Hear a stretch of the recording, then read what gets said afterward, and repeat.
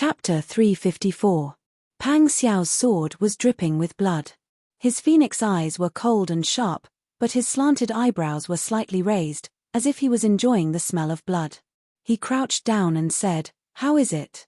Does it feel good?" The man lying on the ground was in so much pain that his entire body was trembling. He really wanted to faint, but the intense pain pulled at his consciousness, making him more awake than ever. "Wang Yi, I was wrong. I know I was wrong. Wang Yi, please spare me." The man's begging voice was so soft that it was almost inaudible. But in the hall that was so quiet that even a pin drop could be heard, his voice was like a heavy hammer, fiercely pounding on everyone's heart. Madame Lu was already so scared that her face turned pale. After a while, she recovered and said with a frown, "Prince Zhengxian, how can you be so cruel?" "Cruel? What kind of person is this? This king even thinks that he dirtied our land's sword." Pang Xiao wiped the blood off the sword on the man's body, then casually threw it to Ji Ziyu. If it was anyone else, they would have been stunned by Pang Xiao's sudden move. But Ji Ziyu still stood in place with a frosty expression. With a clang, the sword accurately returned to the scabbard at Ji Ziyu's waist. Pang Xiao's cool and unrestrained throwing of the sword, Ji Ziyu's complete trust, and the murderous aura exuding from the two at the same time, made everyone present feel terrified. Li Helan looked at the two handsome men, and his ears became even hotter. Madame Lu pursed her lips and smiled. She was moved and said, "Forget it. Since Wang Yi can only be appeased like this, it doesn't matter if Wang Yi takes all of them." When the male companions heard this, they all looked at Madame Lu in disbelief. They never would have thought that Madame Lu would take the initiative to give them away. Looking at the half-unconscious man on the ground with his arms crippled, they all trembled and knelt down to kowtow. Pang Xiao gave a cold smile. "Aren't these Madame Lu's precious treasures? Aren't you afraid that people will be hurt if you say this?" Madame Lu wanted to say, "To make you smile, taking their lives is nothing." But when she looked up, she saw Pang Xiao's cold eyes. Even if he was smiling, his body was filled with murderous aura, as if he was a beast that could pounce at any time. Madame Lu's words, she didn't dare to say them even if she was beaten to death. "Come." Li Helan quickly chased after the two of them in a panic. "This one doesn't have anything to play with. Husband, send this one back to the princess's palace." Ji Ziyu turned around to look at Li Helan and said, "This one is stupid and can't serve the eldest princess well. I'll have to trouble the eldest princess's people to serve you well." He politely nodded and continued walking. Li Helan was truly panicking this time. Even if Ji Ziyu was cold to her before, he wasn't as polite and distant as he was right now. She found that Ji Ziyu being cold to her wasn't the most terrifying thing because Ji Ziyu's personality was cold to begin with. The most terrifying thing was that Ji Ziyu was suddenly polite to her. They didn't know each other too late. When they met before, Ji Ziyu had never been this polite to her. Li Helan found that after the wedding, although one of them lived in the princess's palace and the other lived in the prince's palace, and they had only done things as husband and wife on the wedding night, Ji Ziyu had always been cold to her and a bit casual. Li Helan really regretted it in the past. She shouldn't have been greedy and tried to play around. Ji Ziyu was already like this, so how could they live as husband and wife in the future? Li Helan chased after a few steps. Seeing the black and white figures quickly walk away without any hesitation, she finally couldn't help crying. Pang Xiao and Ji Ziyu walked side by side. They were silent the entire way out of the Zhongyong Marquis Palace. Pang Xiao felt that it was unfair for Ji Ziyu in his heart. But he also knew that from the moment Ji Ziyu agreed to become the prince consort of the imperial family, he had already made all kinds of mental preparations. Although there was no lack of gentle, kind, noble, and elegant princesses, there were also many like Madame Lu who kept a gigolo. Princess Shang and husband and wife didn't stand on equal footing to begin with. The princess was the master, and the prince consort was specially used to serve the princess. When the princess needed, the prince consort would be invited to the princess's palace. Only then would the prince consort be able to get close to his wife. Usually, if the princess didn't call for him, the prince consort wouldn't be able to touch the princess at all. He wouldn't even be able to take in a servant girl who slept with him. This was the helplessness of serving the imperial family. Pang Xiao felt that with Ji Ziyu's talent and character, it was really unfair for him to be the prince consort. However, he also understood that Ji Ziyu's current situation was also one where his meritorious service shocked the emperor. Ji Ziyu's situation was as difficult as his. Ji Ziyu had agreed to be Li Helan's prince consort after many considerations. The two of them walked out of the palace in silence. They saw their mounts kicking their hooves in the snow, creating a patch of mud on the ground. On the side of the carriage, Qin Yining lifted the curtain and looked over. Pang Xiao was delighted to see Qin Yining, but he couldn't show it on his face. He coldly scolded, "What are you still doing here? Don't tell me you still want to continue enjoying yourself with Madame Lu?" Qin Yining looked at Ji Ziyu, then lowered his eyes and lowered the curtain. He didn't reply and ordered the carriage to set off. As the sound of the horses' hooves gradually faded away, Ji Ziyu said helplessly, "Don't you like the Qin clan? Why are you so blunt? How are you going to make up for hurting her heart in the future?" Pang Xiao said, "She's the daughter of my enemy. So what if I like her?" Ji Ziyu silently sighed as he heard this. He then patted Pang Xiao's shoulder and said, "Thank you for your help. There's no need for thanks between brothers. But Lan, you can talk to your Majesty about this matter. What's the use of talking to him? Your Majesty doesn't have that much free time to deal with these mundane matters. Besides, I'm supposed to serve the princess. The princess has the freedom to do whatever she wants. She can also have gigolos, but I can only protect my body for her." Ji Ziyu was used to being a man of few words. He would only speak freely in front of his brothers, no longer stingy with his words. Pang Xiao said, "Forget it. Don't think too much. I'll treat you to wine. Come, let's go to my house." As he spoke, he took the reins and nimbly mounted his horse. Ji Ziyu also took his own horse. He looked up at Pang Xiao, who was sitting upright on the horse, and asked, "I heard that your mother has returned. Is it convenient to go to your house to drink wine? The palace is so big. Don't tell me there's no place for the two of us to drink wine. Don't be so long-winded. Let's go." Ji Ziyu didn't ask any more questions. He mounted his horse and followed Pang Xiao to the palace. The two of them drank wine in the outer courtyard study until the middle of the night. They were both drunk and sprawled out on the heated kang in the study. As for Qin Yining, he only caught up with Qin Huayuan the next evening. He told Qin Huayuan everything that had happened yesterday. In the end, he asked worriedly, "Father, can we really not afford to offend the Lu family?" Qin Huayuan nodded and said, "The Lu family was already a famous aristocratic family back in BG. Their economic power is unfathomable. It wouldn't be an exaggeration to say that they are as rich as a country. Back then, the Lu family was loyal to your Majesty and provided the rebel army with food and money. That's why Daeju was able to destroy BG. It's clear how powerful their family is now. Although that Madame Lu is only from a side branch of the Lu family, even if she's from a side branch, in Daeju's capital, as long as the surname is Lu, you have to be careful when interacting with them." When Qin Yining heard this, he frowned thoughtfully.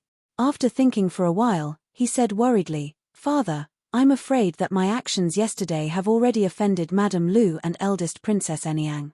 Do you think I've unintentionally offended the Lu family? Harmed our family?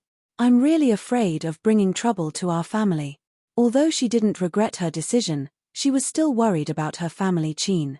After all, her family Qin had only just gained a foothold in Daeju. How could they become enemies with a large family like the Lu family? When Qin Huayuan saw his daughter's rare listless appearance, he couldn't help but laugh loudly. "Silly girl, what are you thinking about? Have you forgotten what your father told you the day before? Don't be so overcautious and think so much. Just do what you think is right. If something happens, father will help you. We didn't come to this world to suffer and be wronged. No matter how powerful the Lu family is, what can they do?" Qin Yining looked at Qin Huayuan's bright smile and couldn't help but laugh. "Father is right. It's me who's too rigid. No matter how strong the enemy is, we can't retreat. Moreover, I believe that with father's talent, becoming a famous minister is only a matter of time." The father and daughter talked happily, just like when they were in Dayan. Qin Huayuan didn't have a son and only had Qin Yining as his only daughter. Naturally, he spoiled her to the bottom of his heart. Qin Yining was never a spoiled and arrogant person. She didn't match the steadiness and open-mindedness of her age. Also, no matter what Qin Huayuan talked about, she could always give her own opinions. The father and daughter really got along well with each other. This made Qin Huayuan want to treat his daughter better and make up for all the pain she suffered when she was young. After 2 days like this, there was suddenly a rumor outside. It was said that Madame Lu and the fourth miss of the family Qin family didn't have the same 8 characters and had long been at odds with each other. When Madame Lu heard that the family Qin family's courtyard was rented, she actually threatened to buy it. Even if it was empty, she wouldn't rent it to the family Qin family. She wanted to let the family Qin family know how powerful she was. In the capital, not just anyone could offend her. When Qin Yining heard this, she couldn't help but laugh. How interesting. This Madame Lu is very interesting. With her around, my days in the capital won't be so boring. Chapter 355. What countermeasures do you have? No matter what can my family do to me? Father and mother won't change their attitude towards me. As for matriarch, even if nothing happened, she has never liked me. Moreover, that Madame Lu only dared to make a ruckus because she had no other choice. Qin Yining was unperturbed. He didn't take Madame Lu's provocation seriously at all. She knew very well that the Lu family was able to last for hundreds of years because the person in power was definitely not an idiot. Madame Lu's way of doing things was domineering and unscrupulous. This type of woman was the root of the family. She was definitely not the core of the Lu family. The Lu family's intentions were still unclear. It was too early to panic. Moreover, she was just a small figure who couldn't control the Lu family's actions. Why should she take it to heart? You're really open-minded. Bing Tang sighed and said, I originally thought that after leaving the Dian and without the fatuous emperor and demon empress, we could live freely in Daeju. Who knew that after coming here, we would realize that it's impossible to live freely? Qin Yining couldn't help but laugh and say, who said that? Aren't we very free now? Free? I don't think so. You're trapped in the house all day. At most, you're just helping matriarch in the morning and at night. Matriarch's impression of you is already bad. She's always mocking and ridiculing you. It's really depressing. Qin Yining waved his hand and said with a smile, silly girl, do you think I look like an ordinary lady from a wealthy family? Bing Tang was stunned when she heard that. Xian Yun, who was combing Lian Xiaozhou's hair, laughed and said, Miss, you're not an ordinary person. Naturally, you don't have to care about what ordinary ladies do. Qin Yining smiled and said, no matter what I do, as long as the main direction of the matter goes according to my ideas, then I'll be free. Bing Tang asked, then you're saying that this matter also goes according to your ideas? Qin Yining raised her eyebrows non-committally and said, there are some things that are easier to deal with when they become bigger. He stood up and said, let's wear thicker clothes and take a walk in the courtyard. The weather in Daeju was cold. It was already February, but the cold wind outside was still bone-chilling. Qin Yining was wearing a thick winter coat and holding a handkerchief. He was talking and laughing with the servant girls as he walked around the courtyard. The current residence was no longer as spacious as it used to be. Now it was just a courtyard with 2 entrances. Each branch was assigned to live in a different room. Therefore, as long as the family wanted to, they could see what was going on in Qin Yining's room. Old Madam put down the pole and closed the rear window. She sat upright and snorted coldly. That girl is living a very happy life. Mammy Qin smiled and brought over a bowl of cheese. She said with a smile, Old Madam, eat some snacks. The kitchen just sent them over. They're still warm. However, Old Madam waved her hand and said, say, although living in this courtyard is good in every aspect, it's just a little small. Once you open the window, you can see the movements of those little hoofs in the back garden. If they speak louder, you can also hear them clearly. I also don't know what's wrong with me now. Once I see fourth girl's crafty appearance, I become impatient. No matter how I look at her, I feel that she's annoying. Mammy Qin thought helplessly, fourth miss is so similar to first master. She's just a bit fair in doing things, yet you're already hating her. Although Mammy Chin also felt that there were many things that old madam did that weren't honorable, she was still loyal to her master. She sighed and said, "Old madam only thinks this way because she's angry. How can that wretched girl offend the Lu family?" Old madam asked her 3 sons yesterday and finally understood how deep the foundation of the Lu family was. She couldn't figure out how Qin Yining offended the Lu family by just attending a banquet. That Marquis Zhongyong is definitely not an ordinary noble. I heard that if General Mi didn't die, he would be at least as famous as Prince Consort Ji and Prince Zhongshiren. The Marquis Zhongyong's wife is also born in the Lu family. How high is her status? What's in the 4th girl's mind?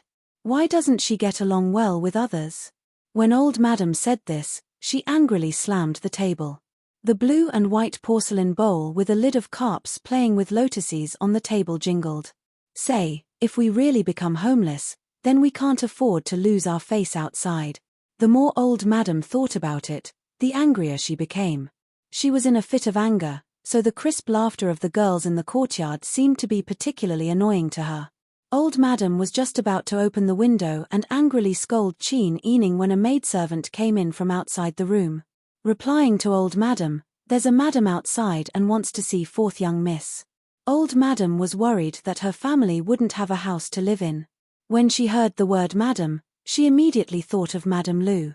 She hurriedly urged Mammy Chin, "Quick, quick, call that wretched girl over. I'll tell her a few words before letting her go see the guest. Otherwise, if we thoroughly offend that person, our family's foundation is still shallow. How can we continue living our..." Mammy Chin advised, "Old madam, I'm anxious. We don't know who is coming yet." Although that was the case, Mammy Chin still went to the rear courtyard to invite Qin Yining over. Qin Yining also heard that a young madam was looking for her, so she instructed Ji Yun and Bing Tang to go to the front to serve that person tea first. She said that she was changing her clothes and would immediately arrive. After entering old madam's room, old madam angrily said, "Evil creature, look at the trouble you've caused." Qin Yining was baffled by the reprimand. "Old madam, what's wrong? Why are you so angry?" Old madam was so angry that she grabbed the lid and was about to smash it. However, she thought that the family wasn't as glorious as before. There was still a set of blue and white porcelain tea sets. If one was smashed, the others wouldn't be able to be used. Thus, she took a deep breath and put down the teacup. "You still have the nerve to ask me? Let me tell you, you must properly apologize today and let Madame Lu's anger dissipate. If it really affects our family, see if I don't ask your father to hang you up and whip you. You don't abide by the rules and don't want to live a good life. Don't implicate the whole family." Old Madam's words were extremely unpleasant. If an unmarried girl was really whipped by her father, her reputation would be ruined. Although she knew that old Madam was scaring her, Qin Yining still felt anger rising in her heart. "Old Madam, don't worry. I won't implicate the Fu. However, the Fu has relied on me to gain power and wealth, but I didn't see you give me a good face. Now that such a small matter has happened, you've started to speak harshly to me. If all the grandmothers in the world were like you, scolding people without distinguishing between right and wrong, I'm afraid that ordinary young ladies would have to hang themselves. You." Old Madam fiercely slammed the table. "You did something wrong and still don't know how to repent. In the end, you've been living in the countryside since young and haven't received any education. You can't compare to the daughters raised by noble families. Old Madam, please think twice before you speak. I didn't have the fortune to be raised in the Fu. Could it be that I took the initiative to leave the family Qin? The past was the greatest pain in the hearts of Qin Huayuan and the Sun clan. Therefore, the people in the Fu would deliberately avoid this matter." Although old Madam also avoided this taboo, now that Qin Huayuan and the Sun clan weren't around, it made her feel both physically and mentally comfortable to bully her disobedient granddaughter. Old Madam was pestering endlessly mainly because she wanted Qin Yining to admit defeat to Madame Lu. However, Qin Yining couldn't be the first to lower his head. "Old Madam." Qin Yining straightened her expression and said very seriously, "I know that old Madam said those words in a fit of anger. Moreover, with old Madam's wisdom, some things can be seen through with just a hint. Right now, I will only say one thing. My father has just come to the Daeju dynasty and is unfamiliar with the people and the place. The disputes in the imperial court are so complicated. What do you think we should do for my father to let him have a good life? When old madam heard Qin Yining's coaxing tone, she felt a burst of impatience. Right now, she didn't like someone who was pleasing to the eye. Therefore, she couldn't stand her every word and action. Qin Yining didn't expect old madam to give an answer, so she just said, "My father is an official in the imperial court. What he wants is to be able to establish himself in the Daeju." Old madam naturally understood what it meant to establish himself and didn't need her granddaughter to say more. That Lu family is indeed powerful. However, on this matter, can my father admit defeat? If he retreats this time, next time, someone will dare to ride on our heads and shit on us. When old madam heard Qin Yining's unhurried analysis, the balance in her heart tilted a little. Qin Yining continued, "My father wants to be an official, so dignity is the most important thing. When the Lu family wants to make a move, they have to consider your majesty's opinion. Madam Lu isn't from the main branch of the Lu family. She's a young lady from a side branch. Moreover, her style has always been open and insolent. She dares to threaten that we can't live here anymore. She doesn't have to wait for us to make a move. There will naturally be someone to deal with it. I definitely won't admit defeat and apologize to Madam Lu. My father still wants to be an official in the imperial court," Qin Yining explained patiently to old madam. He only hoped that she could understand and not make a decision on her own and drag down Qin Huayuan. Qin Yining felt that his face was secondary. The most important thing was the family's attitude. It was Madam Lu's fault.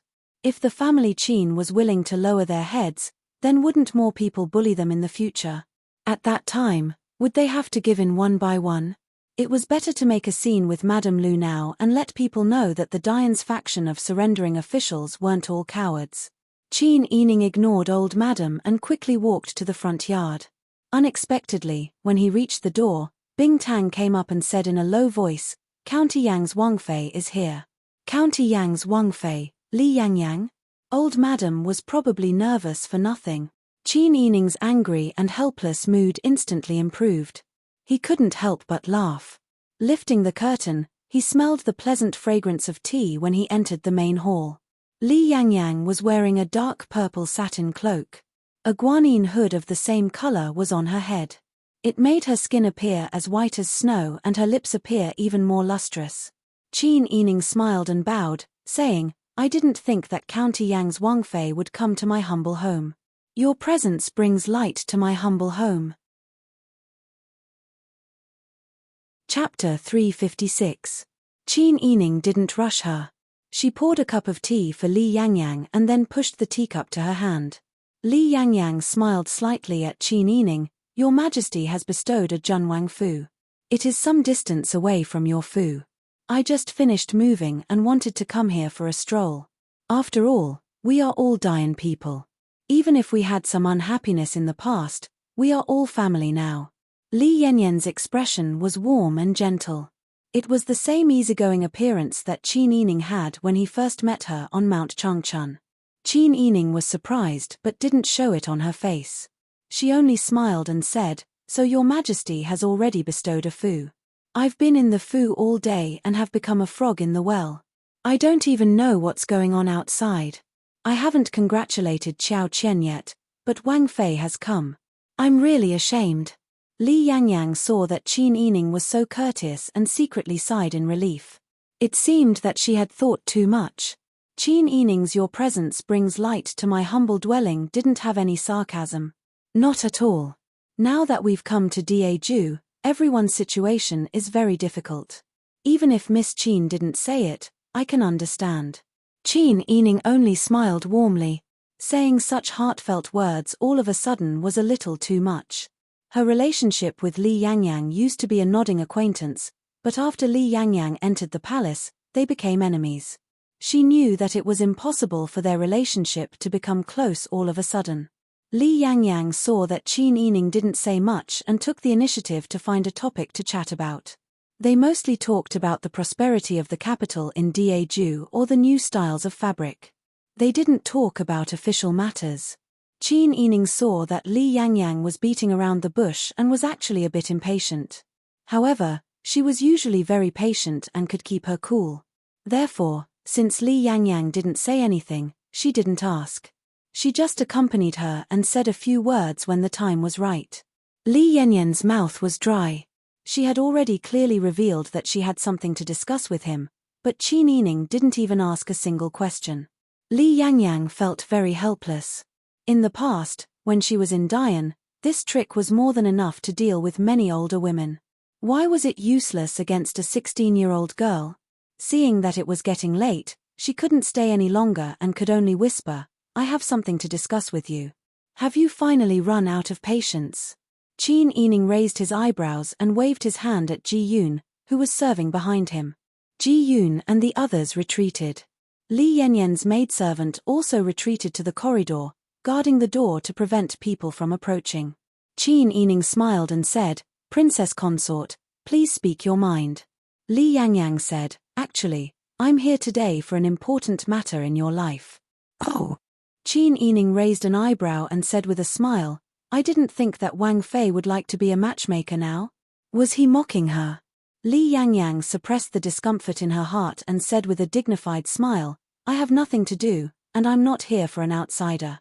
Her gaze was gentle as she looked at Qin Yining and said, "A while ago, Wang Yi and I heard about the grievances you suffered at the Prince Zhongxian Fu. Wang Yi really feels distressed for you, but right now, we have no choice. I know that Miss Qin is a person of noble character and will not be swayed by some gold, silver, and gold. So this time, I didn't bring those things to be a matchmaker. Based on our relationship, I won't beat around the bush. Today, I'm here for the matter between you and Wang Yi. Right now, Wang Yi only has Jiyu Chang and I by his side. The other Ce Fei and concubines have either died of illness or disappeared. Wang Yi truly likes you. As long as you nod, Wang Yi can immediately ask your majesty for an edict to make you a Ce Fei. Actually, I feel that it doesn't matter whether you are a Wang Fei or a Ce Fei. The most important thing is that Wang Yi truly loves you. I know that little sister Qin has suffered a lot outside. Now that you have such a good home and someone who truly loves you, it is a good thing." Qin Yining sat dignified and only listened to Li Yangyang gently. Li Yangyang could not immediately detect her likes and dislikes, and felt more and more uncertain. However, Li Yangyang had always felt that the county king of Yang was willing to give Qin Yining a place at his side and give her a stable home to live in. This was already a great favor. Was she still not satisfied? Ever since that day when Jiyu Chang deliberately instigated in front of Wang Yi, Li Yangyang could feel that Yu Qiyang seemed to like Qin Yining even more. Rather than let Yu Qiyang bring it up himself, or let that little wench Jiyu Chang steal the limelight, it was better for her, the principal wife, to think of it for him first.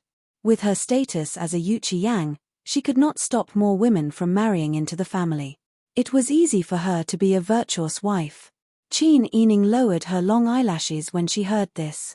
She thought for a moment and then shook her head. "I appreciate Wang Fei's kindness. But perhaps you have some understanding of the matters of the imperial court? I am no longer the young lady of a noble family. My father is an official in the imperial court.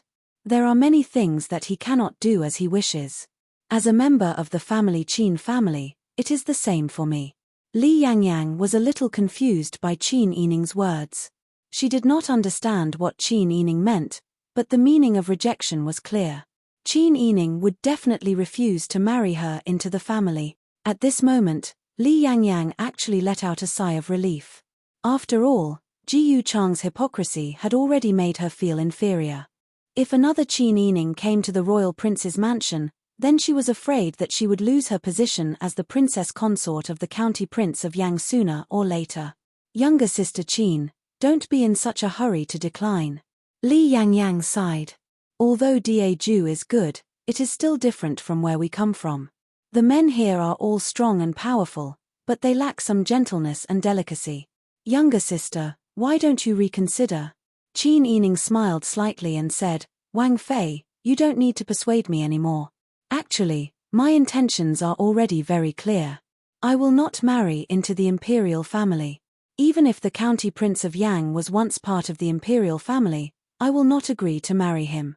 When she heard Qin Yining say this, Li Yangyang was inwardly very happy.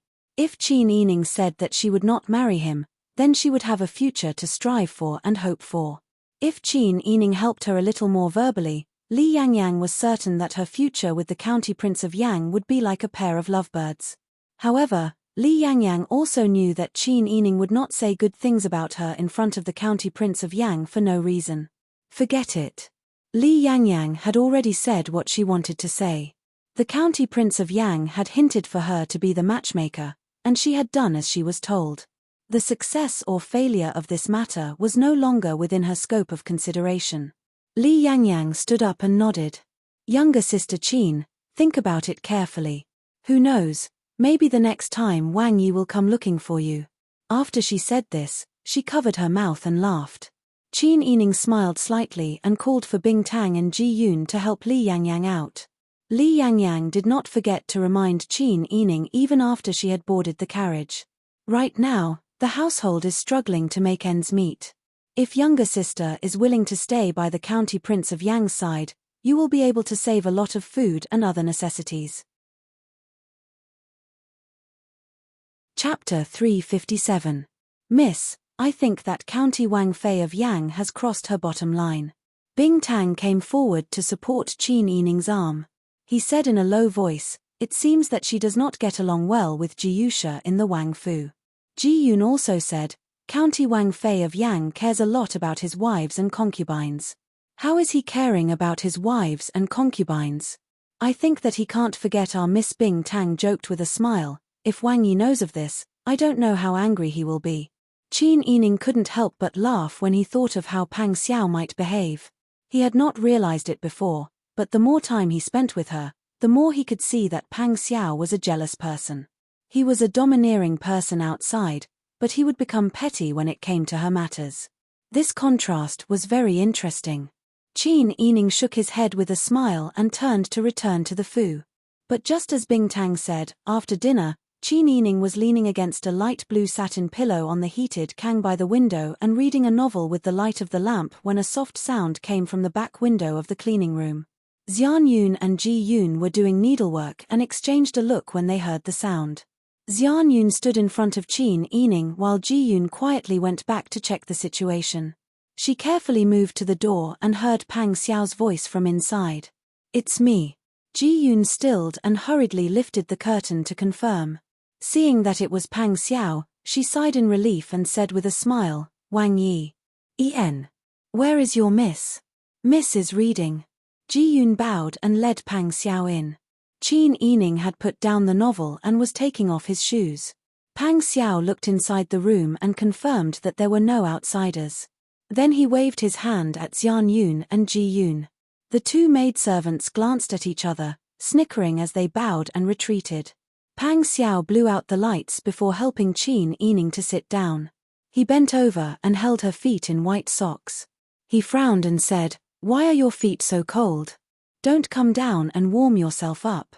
Qin Yining smiled and said, I don't think it'll be easy for me to get used to the weather here. She lifted the thin blanket and was about to cover herself when she saw Pang Xiao take off his boots and get on the kang bed. He sat cross-legged opposite her and grabbed her feet with his big hands and put them into his arms. Sigh. What are you doing? Let go. Stepping on Pang Xiao's warm and firm abdomen, Qin Yining's face turned red. His toes curled up, and he quickly withdrew his leg. However, Pang Xiao didn't allow her to refuse. He held her ankles, lifted his clothes, and placed her cold feet on his stomach. He even wrapped his arms around her legs to prevent her from moving away. How is it? Is it warm? Pang Xiao moved closer to her and chuckled. Qin Yining glared at him with a red face, but her struggling weakened. His body was like a small stove. It was very warm in his arms. His abdomen muscles felt particularly good, like a hard iron block wrapped in a thick layer of velvet. Thinking about where she was stepping, Qin Yining only curled her toes and didn't dare to make any unnecessary movements. Not only was her face red, but even her ears and neck were red. Fortunately, In order to prevent people from outside from seeing the shadows in the room, they had already blown out the lights. Otherwise, if people saw her like this, it wouldn't be enough to embarrass her. Pang Xiao was in a good mood. He chuckled and said in a low voice, "After the matter with Madame Lu, your family didn't make trouble for you, right?" He lowered his voice and moved closer to her. It was obvious that he was afraid that someone would discover him.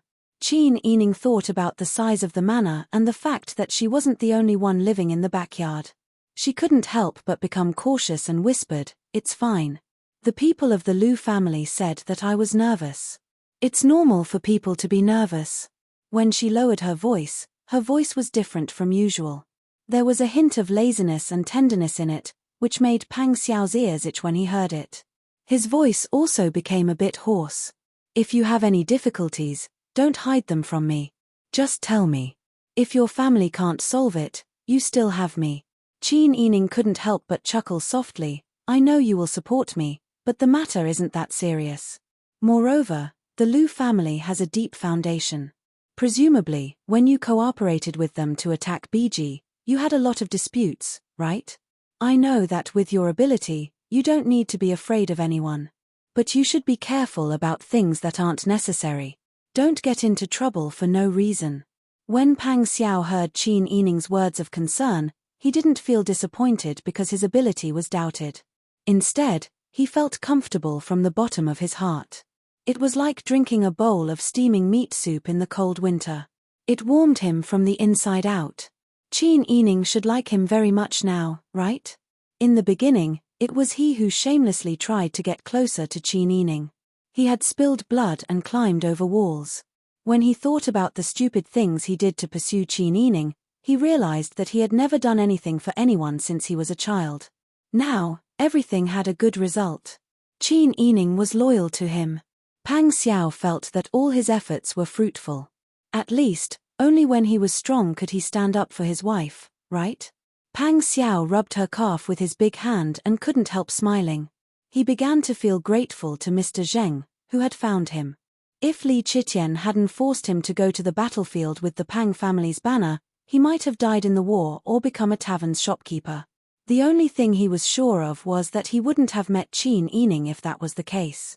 If this person didn't exist in his life, how boring would it be? His large hand followed her calf and reached into his lapel, his palm covering her foot. He sighed and said, "When I first saw you, you were still so small. You were chased out of the medicine store and fell to the ground. The things in the basket spilled all over the ground. That scene really made my heart ache. I thought you would cry, but you didn't. Instead, you wiped your face and went to buy meat buns." Qin Yining was stunned. He suddenly looked up at Pang Xiao. What did you say?" Pang Xiao looked at her gently. "I was just found by Mr. Zheng not long ago. I happened to hear Mr. Zheng talk about the child they stole from the family Qin. After asking, I found out that Mr. Zheng had swapped you with another girl for revenge. He even threw you away. I've always believed that misfortune shouldn't involve family members. Why should the next generation be implicated for what happened to the previous generation? That's why I begged Mr. Zheng for a long time before I came to Liang City and saw you. However, my position in the army was low and I was under Mr. Zheng's control. I didn't have much money left for you. Sister Yi, I'm sorry. I let you suffer on the mountain for so many years. The money I left for you was limited. It shouldn't have been enough for you to last long, right? When I went to Liang City the next year, I couldn't find you. I asked around and they all said that your foster mother was dead. You disappeared without a trace. I was really sad for a long time. If it wasn't for General Cheng, you would have been living in the family Qin as a rich young lady. Why did you have to live such a hard life? You are. Qin Yining's lips trembled. He grabbed Pang Xiao's clothes and whispered in a choked voice, "You are that beautiful brother." Chapter 358. A 7 or 8-year-old little girl looked up at him with her big eyes and called him beautiful brother. At that time, he only felt his heart soften because the little girl was too cute. Now, Pang Xiao also felt his heart soften. Because this beautiful brother really softened his bones. He always felt that he had inexhaustible strength, but now he felt that he might not even have the ability to lift his arms. Only the feeling of softness all over his body occupied his senses. Our Pang family is sorry for what happened back then. After a long time, Pang Xiao slowly said these words. Qin Yining's mind was in a mess at this time, but her tears seemed to have their own ideas. They refused to listen to her control and kept flowing out. She was not a weak person and rarely shed tears. Today, she didn't know what was wrong with her. When she heard that it was the former subordinates of Pang Xiao's father who did it, she felt inexplicably wronged. Perhaps, it didn't matter who did it, she wouldn't care. Only Pang Xiao, because she entrusted too many feelings to him, would have such high expectations of him. She didn't resent him, she just felt wronged. Seeing that Qin Yining didn't answer for a long time, Pang Xiao could faintly hear her sobbing in the quiet room. He touched her face with his big hand and felt that his hand was wet. He suddenly panicked. Sister Yi, don't cry. It's my fault. It's my fault. Pang Xiao went forward with heartache and hugged Qin Yining in his arms. I'm sorry, I'm sorry. If I had known earlier, if I had taken time to see you more often, you wouldn't have suffered so much. Qin Yining shook her head and sobbed. It's not your fault. If you hadn't given me more than 10 taels of silver, I wouldn't have been able to treat my foster mother's illness. Later, I might have been sold. You've helped me a lot. You've given me enough money to show filial piety to my adoptive mother and send her off. When he heard that she almost had to sell herself to pay back the money back then, Pang Xiao's heart felt like it was being cut by a knife. He tightened his arms and shook her, saying, if I really hurt you to that point, I really deserve to die. You don't know, but this matter has always been a knot in my heart. Before I could participate in your life, it was because of my father that you suffered so much. I feel that I've let you down. But in the early years, my status in the army was not stable. I didn't have my own power and connections, so I had to look at other people's faces when I wanted to do anything. It was only in the past 2 years that I gained my own power and could do what I wanted to do. So you took advantage of the attack on Dian to go to the capital? Qin Yining recalled the scene when he first met this person at the Fairy Lady Temple. He sat up straight and said, Fairy Lady Liu was your subordinate back then? She wasn't really my subordinate. We had some interactions a long time ago. Fairy Lady Liu was extremely smart and good at scheming. I was also close to Mu Tu, so I often talked to her about some things. Qin Yining wiped away his tears. His brain worked quickly, connecting the dots. Mu Jinghu was Qian Jiz's martial nephew, and Pang Xiao's words just now could prove that Fairy Lady Liu was Qian Jizi. Qin Yining analyzed this conclusion, but he wasn't surprised. He just remembered that he had spent a lot of money to let Fairy Lady Liu pretend to be Qian Jizi. He felt inexplicably embarrassed. Pang Xiao continued, actually, when the family Qin people found you, I received some news. At that time, the war was tense, and father-in-law was in a high position, so he naturally received a lot of attention. On the day you first returned to the Fu, I secretly went to take a look. They arranged for you to stay in a courtyard near the wall, and deliberately neglected you, making you wait for a long time. When you were sitting on the stone bench by the bamboo forest, I was watching you from the roof. Qin Yining was really shocked. She didn't expect that there would be so many details after their first meeting, other than when they were young. Pang Xiao's voice revealed some shyness when he said this. He said shyly, after that, I snatched the hairpin from you. I put it under my pillow and took it out to look at it every day. Qin Yining's eyes widened in shock. She thought of the lecher who had descended from the sky and snatched her hairpin, and even touched her face. She had always been concerned about this matter. She didn't expect Pang Xiao to do such a thing. Hearing him say that he put the hairpin under his pillow and looked at it every day, Qin Yining's entire face turned red. In that case, before they met at the Fairy Lady Temple, he had already been paying attention to her and cared about her. He even snatched her hairpin back to look at it and think of her. You, from that time onwards, you. Yes, I liked you at that time. Although I didn't understand it at that time, everything I did instinctively proved that my heart was biased towards you. Pang Xiao held Qin Yining's hands. His rough fingers rubbed the back of her hands, which were as smooth as soft tofu, and he kissed her palm sincerely. Sister Yi, you also like me and care about me now. I am very happy. Such straightforward words made Qin Yining both shy and happy. For a moment, she didn't know how to react. She only looked at his vague outline in the darkness and smiled foolishly. Pang Xiao felt her happy mood and kissed her fingertips and the back of her hands countless times. After talking about the past, Pang Xiao felt less guilty. He asked nervously, Sister Yi, can you forgive me? Qin Yining found it funny and said, it's not your fault. Why should I blame you? I agree with what you said. Family members should not be implicated. The things of the previous generation were done by the previous generation. The people who stole me out of the family Qin were not arranged by you. You really don't have to suffer too much because of this. But I still feel uneasy. Pang Xiao held her in his arms again and sighed deeply. Qin Yining breathed in his fresh masculine breath and felt that time was really strange. Maybe this is cause and effect. Because of the hostility between BG and Dian, my father tried to drive a wedge between the two families, the hatred between the two families, and the actions of Mr. Zheng and the others. If they didn't steal me out of the family Qin, how could you notice me? Naturally, we wouldn't have met in Liang City, and all the things that happened later wouldn't have happened. Thinking about it carefully, if she really became strangers with Pang Xiao, her heart would be hollowed out by someone. She would feel anxious and inexplicably sad.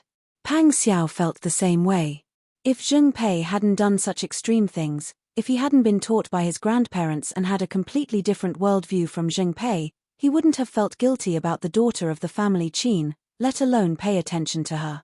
If Qin Yining had grown up by Qin Huayuan's side and enjoyed all the glory and splendor and was no different from an ordinary girl, then to him, she was really just the daughter of his enemy. Both of them had the same size in their hearts. Their arms hugged each other even tighter. Sister Yi. Yes. Pang Xiao kissed her forehead and said with a smile, the moon is so beautiful tonight. Qin Yining looked around in shock. It was pitch black inside the room. It was cold and the windows were not open. How could Pang Xiao see the moon was beautiful? Her straightforward actions and silent criticism were written all over her face. Pang Xiao almost laughed out loud. Qin Yining felt helpless when he saw his chest rise and fall in stifled laughter. The two looked at each other and then at each other and laughed foolishly for no reason. After a long while, Pang Xiao said in a low voice, I have something to ask you. What is it? Qin Yining's voice was amused. Pang Xiao said, why did County Wang Fei come to find you? Qin Yining felt speechless. How did you know that County Wang Fei came to find me? If you had ordered someone to stay by my side and report back to you, shouldn't you know the purpose of her visit? Why are you asking me in person now? Qin Yining's tone was very calm and there was an amused smile on his face. However, there was no light in the room and Pang Xiao could not see his expression. He thought that he was angry and hurriedly explained, my subordinates were watching the movements in County Wang Fu so they saw County Wang Fei come in and out. As to your side, I will only arrange for people to protect you. I will not watch you. You are not a criminal. Why should I restrict your freedom? Qin Yining was amused by his nervous appearance and laughed. Pang Xiao finally reacted. He hugged her in amusement and anger. All right, don't laugh.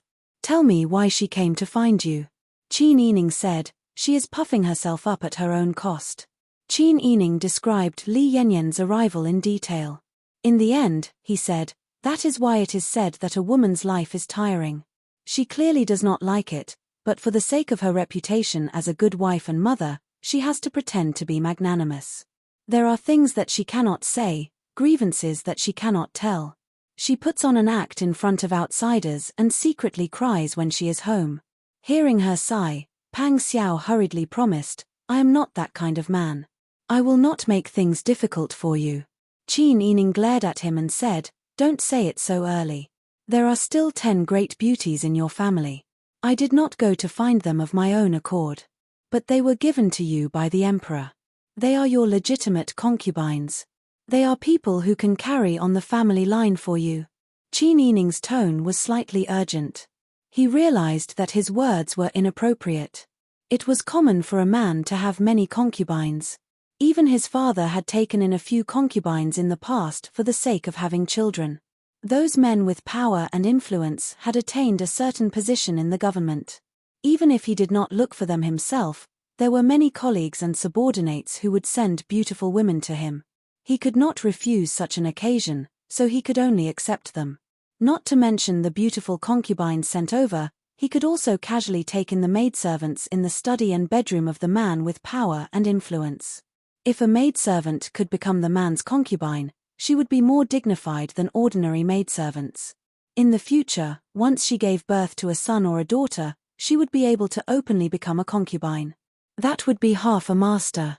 Qin Yining understood these realities. Moreover, every woman had to watch her husband sleep with concubines, socialize outside, and drink wine with prostitutes. She had to hide all her sadness in her heart. This was a process that every woman had to go through. However, when she thought about how Pang Xiao would one day transfer his gentleness to someone else, she still felt a bit disappointed. "Miss." The door was pushed open with a creak. Xian Yun quickly walked in. Qin Yining returned to his senses and hurriedly pushed Pang Xiao aside to look at the door. Chapter 359. Aya, why aren't you leaving? Qin Yining was like a frightened rabbit. She immediately jumped up and pushed Pang Xiao with both hands. "If my father sees you in my room right now, I won't be able to explain myself." Pang Xiao almost fell off the kang from her push. He didn't know where this girl got the strength. He helplessly climbed onto his boots. Before he left, he didn't forget to touch Qin Yining's face. Qin Yining hurriedly lay back down on the kang and covered himself with the blanket. Seeing Pang Xiao's figure disappear behind the door, he closed his eyes. When he heard Qin Huayuan's footsteps coming in, he sat up as though he had just woken up. Xian Yun had already lit the silk lantern. Qin Yining said with a smile, "Father, why have you come at this time? I heard Ji Yun say that you slept. Why did you sleep so early? Are you sick?" Qin Huayuan sat down in the round chair that Xian Yun and Ji Yun had carried over and took the hot tea that Bingtang had brought over. Qin Yining said with a smile, "How can I get sick so easily? However, the weather in Jing is different from our world. It is really too cold. I didn't even want to get off the kang. I stayed in bed and read while holding the blanket. As I read, I fell asleep. It's not good to read at night. It hurts your eyes." Qin Huayuan took a sip of tea and waved his hand. Xian Yun, Ji Yun, and Bingtang bowed and left. Qin Yining sat up straight and said, "Father, are you looking for me for something?" "Qin Huayuan said, "Did County Wang Fei come to find you to say that she wants to become County Wang Fei with you?" "I really can't hide anything from father." "That is true." County Wang Fei spoke with emotion and reason. She spoke with great sincerity. "However, I think that father should know. I will not agree to them." "Of course I know." Qin Huayuan said with a smile, "I've already told you about your relationship with Prince Zhongxian. I won't object, but I'm here to confirm it with you. You've made up your mind not to have anything to do with the County King of Yang, and I know what to do in court." Her father was a second-rank Daiyuan official who would enter the cabinet in the future. Such a high-ranking official, yet he was still able to think about his daughter's feelings. This really moved Qin Yining. Qin Yining said, "Father, please don't be restrained by your daughter's selfishness. You still have to put yourself first." Qin Huayuan laughed. "Silly girl, you still don't understand. Why did your father become an official? It was not only his own career, but more importantly, the happiness of his family. If I let my family make sacrifices for some unimportant things, wouldn't that be putting the cart before the horse? The gains don't make up for the losses." Qin Yining admired Qin Huayuan even more. Qin Huayuan was very smart. But there were people in the world who were smarter than him. Those who had been officials in the imperial court for many years and had not fallen, which one of them was not a shrewd person?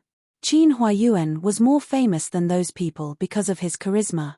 He always had an unbreakable bottom line in his heart, and he would never let distractions affect his decisions.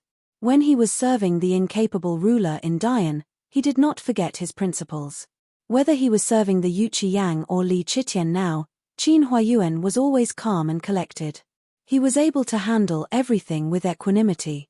Qin Yining admired his father from the bottom of his heart. It was as if he had the ability to solve all the problems in the world. No matter how big the problem was, it could not shake his heart.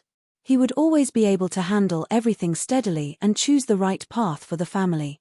"Father, I understand what you mean," Qin Yining said with a smile. "I hope I can become someone like you in the future." Qin Huayuan was amused by these words and chuckled. "What's so good about being like me? Of course you have your own advantages. Otherwise, why would there be so many people who admire you so much?" Qin Huayuan laughed again. "Don't flatter me. I heard your grandmother got angry because of the residents." "Yes." Qin Yining sighed. "I didn't expect the Marchioness of Zhongyong to be so arrogant and unreasonable. She even dared to say such arrogant words. If she knew that the residents had been bought by my people long ago and that the handover procedure with you was just a formality, I don't know what she would think." Qin Huayuan put down his teacup and asked with a smile, "Then tell me, how do you plan to solve this matter?" Qin Yining thought for a while and said, "Actually, it's very easy. Didn't she threaten to buy our house and tell other people not to sell it to us or rent it to us? She'll make us homeless, right? I don't know if other people will listen to her, but the owner of the residence we're living in right now will not sell it to her. For the time being, let her make a fuss. It's best if she makes a fuss until everyone knows. The more she makes a fuss now, the more people will know. In the future, no matter how high the price she offers, she won't be able to buy this residence. At that time, the price will fall even more and she will be ridiculed even more." Qin Yining couldn't help but sneer at this point. Qin Yining felt both angry and humiliated when she thought of Madame Lu's explicit gaze when she saw Pang Xiao and how she had categorized her as someone who could hug a handsome stranger. Qin Huayuan heard this and said softly, "Doing this will indeed give the Marchioness of Zhongyong a slap in the face. But Sister Yi, don't forget that the Marchioness of Zhongyong has the Lu family behind her. What do century-old aristocratic families like the Lu family care about the most? They don't lack gold, silver, or fame. What they care about the most is their aristocratic family's reputation. By doing this, you can naturally make the Marchioness of Zhongyong suffer the consequences of her own actions. She won't be able to raise her head high in the capital. But doing this will also cause the Lu family to lose face. We just arrived in Daeju, so it's not wise for us to go tit for tat with the Lu family as soon as we arrive." Qin Huayuan's words caused Qin Yining to sink into deep thought. Indeed, no matter how bad Madame Lu was, she was from a side branch of the Lu family. In a century-old aristocratic family, even a dog would be more valuable than other people, let alone the daughter of a side branch. She had never interacted with anyone else in the Lu family. Mrs. Lu was the only one she knew. She was an arrogant, self-centered, and promiscuous woman. Qin Yining couldn't be sure that the rest of the Lu family were like this. But she couldn't be sure that the rest of the Lu family were all righteous people. They wouldn't act against the Lu family without distinguishing between right and wrong based on gratitude and grudges. "Father is right." Qin Yining lowered her eyes and said, "It's your daughter's fault for not being considerate enough." Qin Huayuan smiled and said, "There's no need to apologize. It's impossible not to get angry when you meet someone like that. Not to mention you, when father heard about what happened at the banquet, even I wanted to confront her face to face. Not to mention you personally experienced it. I think that since the Lu family invited you to the banquet at the very beginning, it means that they originally wanted to be on good terms with our family. Because the Marchioness of Zhongyong married a good husband and is a member of the nobility, she was able to get along well with you, a young miss from an official's family. That's why they allowed her to invite you to the banquet." Chapter 360. That's true. I've heard of the Marquis of Zhongyong's heroic military exploits many times in the imperial court. He was a very remarkable man, but unfortunately, time didn't pass. Qin Huayuan sighed, feeling very regretful. Qin Yining also felt that it was a pity that the man had married such a wife, but in the end, she died in such a tragic way. Qin Huayuan then asked Qin Yining, "Sister Yi, father wants to ask you, Do you know why the Marquis of Zhongyong's wife is targeting you? Qin Yining said, she has a good relationship with Enyang Princess Royal, and Enyang Princess Royal hates me, so she also hates me. Qin Huayuan nodded. What else? Qin Yining thought for a moment, then said, based on her temperament, I think it's because she's always wanted to attract Pang Zhishi's attention, but failed, so she's unwilling to accept it. That's one of the reasons.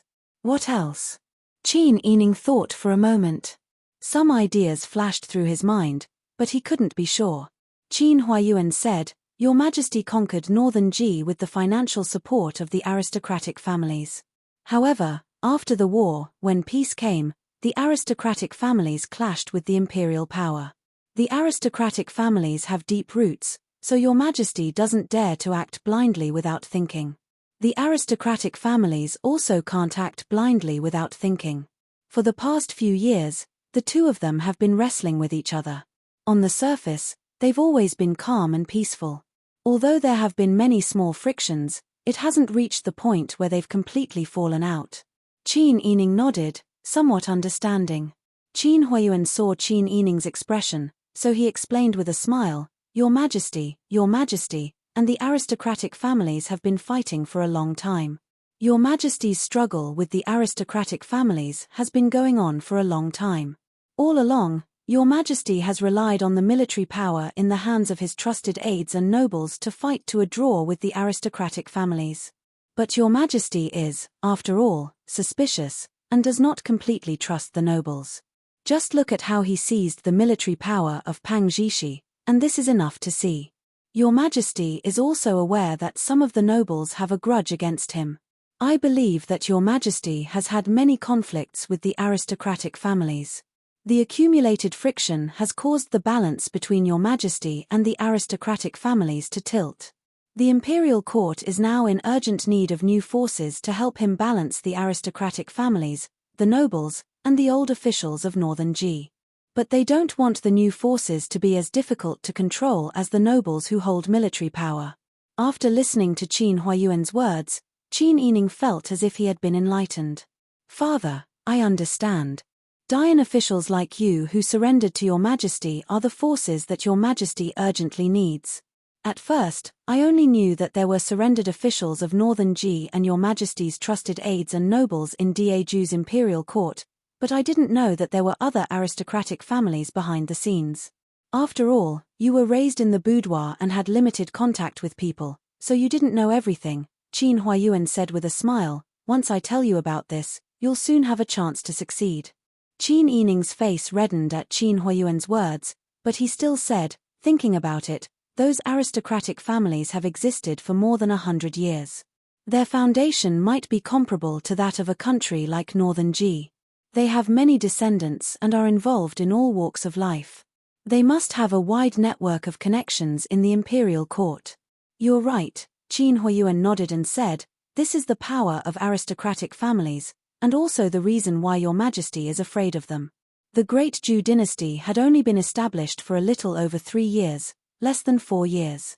The Northern Ji country that it took over was riddled with holes and its treasury was empty.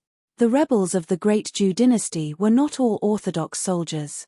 The peasant army that started the uprising also had many political problems. However, aristocratic families have existed for more than 100 years and have formed their own factions. Not to mention Your Majesty, even the former officials of Northern Ji and nobles like Pang Zhishi have to be courteous when they see the Lu Men aristocratic family. So that's why Princess Royal of Enyang calls Madame Lu elder sister and is so polite to her. Yes, Qin Huayuan said in a low voice, although Your Majesty is sitting on the throne, his heart is very uneasy. In the army that he leads, his prestige and voice can't be compared to that of Pang Zhishi and Jilan. The Tiger Army and the Tiger Army are both amazing, but the Tiger Army is more of a headache for Your Majesty. This is because Pang Zhishi is too charming. There are many people in the Tiger Army who are loyal to Pang Zhishi, and there are many who want to die for him. Just by the fact that Pang Zhishi can secretly mobilize the Tiger Army to look for you without using the Tiger Tally, you can see that. In comparison, Jilan is arrogant and cold. Although he is famous in the army, he is not as charming as Pang Zhishi. The men in the dragon army are loyal to him and follow his orders, but they are not easy to mobilize. Qin Yining nodded and said, I understand. Your Majesty's trusted subordinates are the nobles who have military power. However, the two big shots among the nobles are unstable factors, especially Pang Zhishi. This is why Your Majesty is suppressing Pang Zhishi in every possible way. On one hand, Your Majesty took away his military power and gave him a battlefield among the civil officials.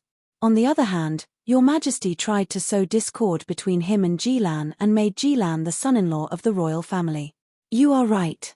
Qin Huayuan nodded. That is why Your Majesty's trusted subordinates are so troublesome, not to mention the aristocratic families that have provided Your Majesty with gold and silver. In the eyes of those aristocratic families, Your Majesty's rebel army might not even be able to reach the top. Furthermore, with the grudges between the surrendered officials of BG and Your Majesty, although they have surrendered, do you think that most of them do not have any regrets about dying to save their country? It is difficult to mediate between these forces. No wonder Your Majesty wants to take in the surrendered Dayan officials. You are right. Your Majesty hopes to control the surrendered Dayan officials. Even if he cannot control them immediately, he can at least buy their hearts.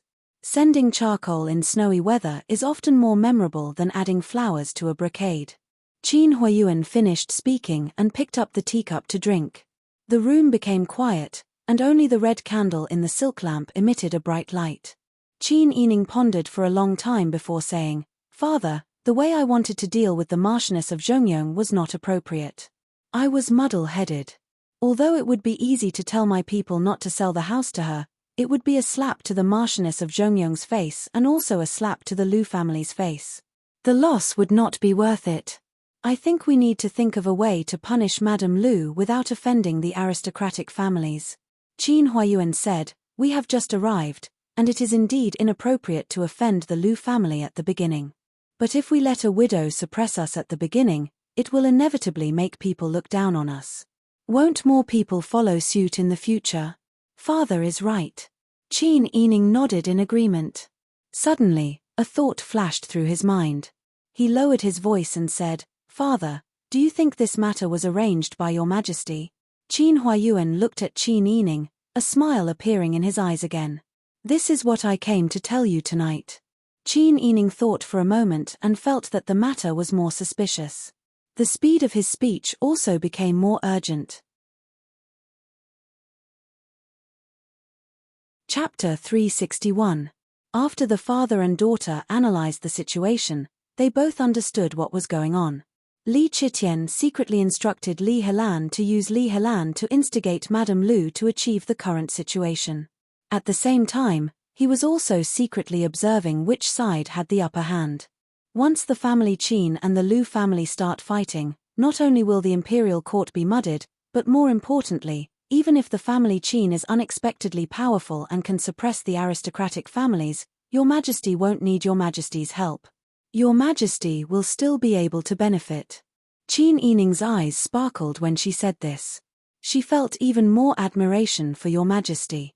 If the family Qin and the Lu family become enemies, they will need a powerful backer. Your Majesty is the best candidate for this backer. He will still be able to achieve his goal. Your Majesty is truly unparalleled in wisdom. It's admirable. Qin Huayuan looked at Qin Yining with admiration. Father knows that once I tell you something, you will be able to analyze the situation thoroughly and make the right choice.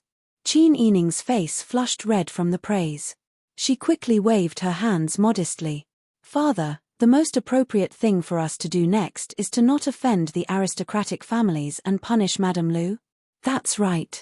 Qin Huayuan said, we can't let a woman suppress us and make others look down on us. However, we can't offend the Lu family either. We have to control this well.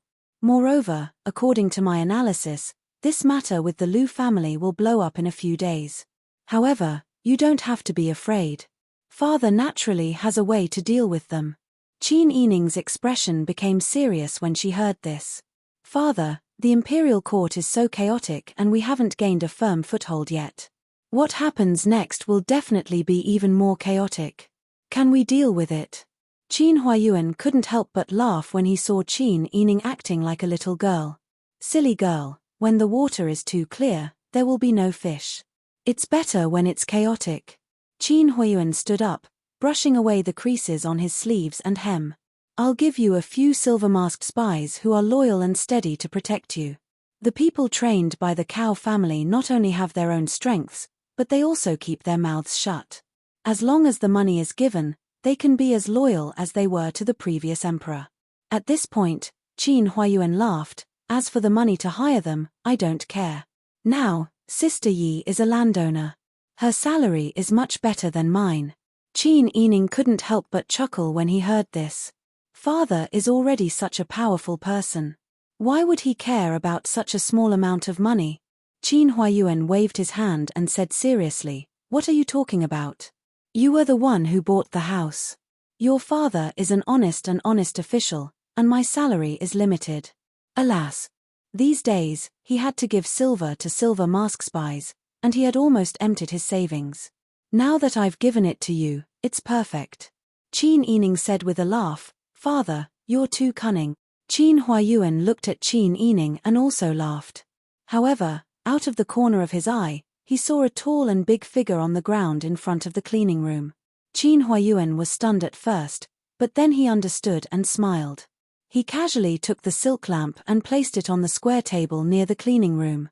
As the bright light approached, the figure on the ground was immediately diluted. Qin Yining's back was facing the cleaning room, so he didn't see the figure there. Yi Xin thought that Pang Xiao had already jumped out of the window and left, so she asked Qin Huayuan curiously, "Father, why did you move the silk lamp?"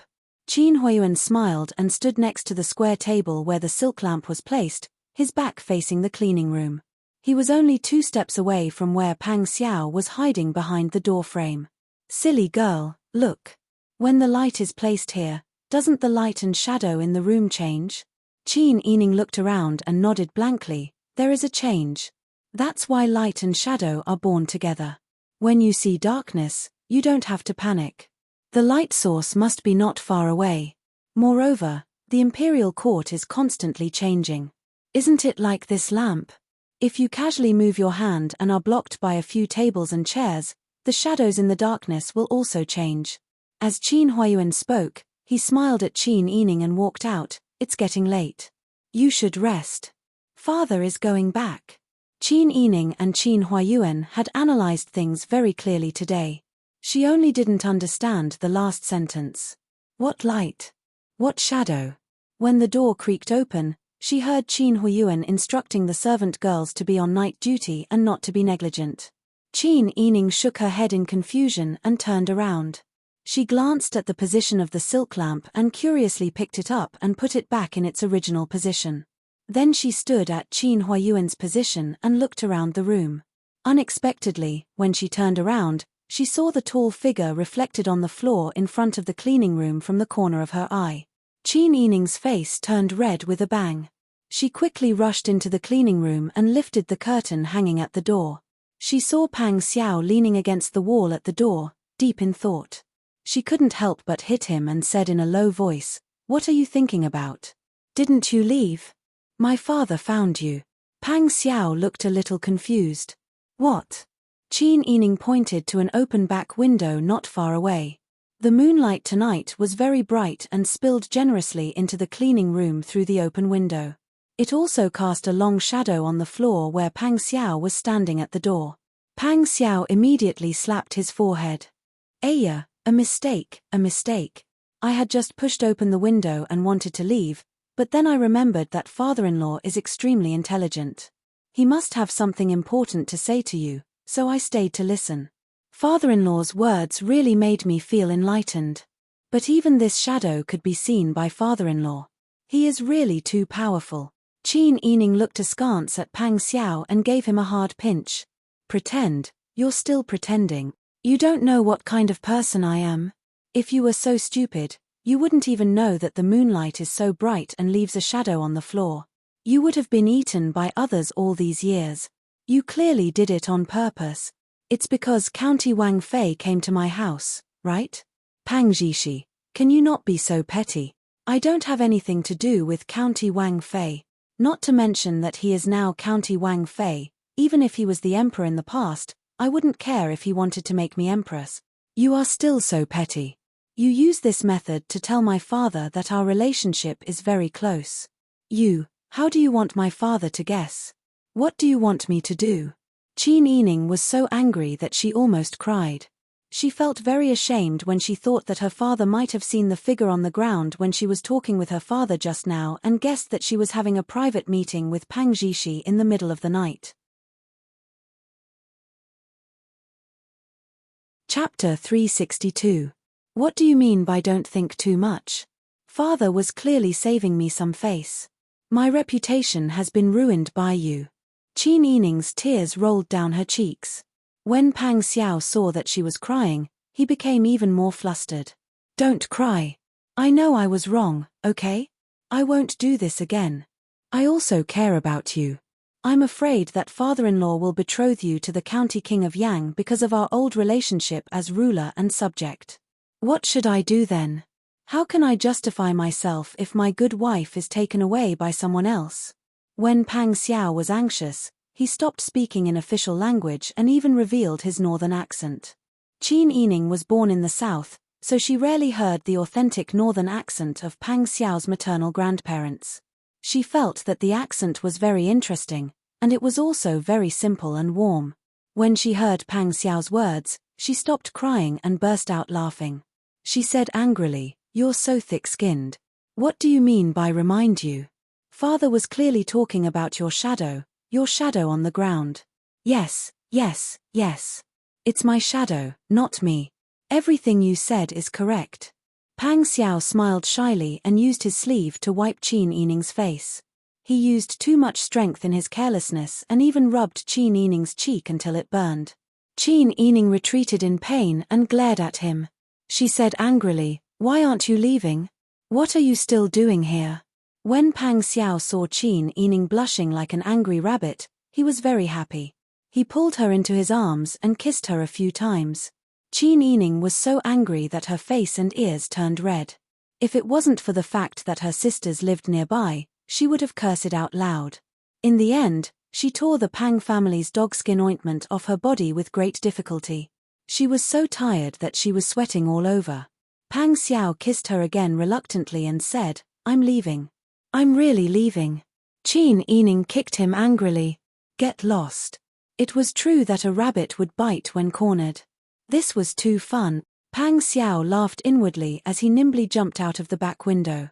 Qin Yining watched as he leaped onto the wall like a black leopard hunting for its prey in the dark. His movements were light and agile, and he disappeared without a trace in the blink of an eye.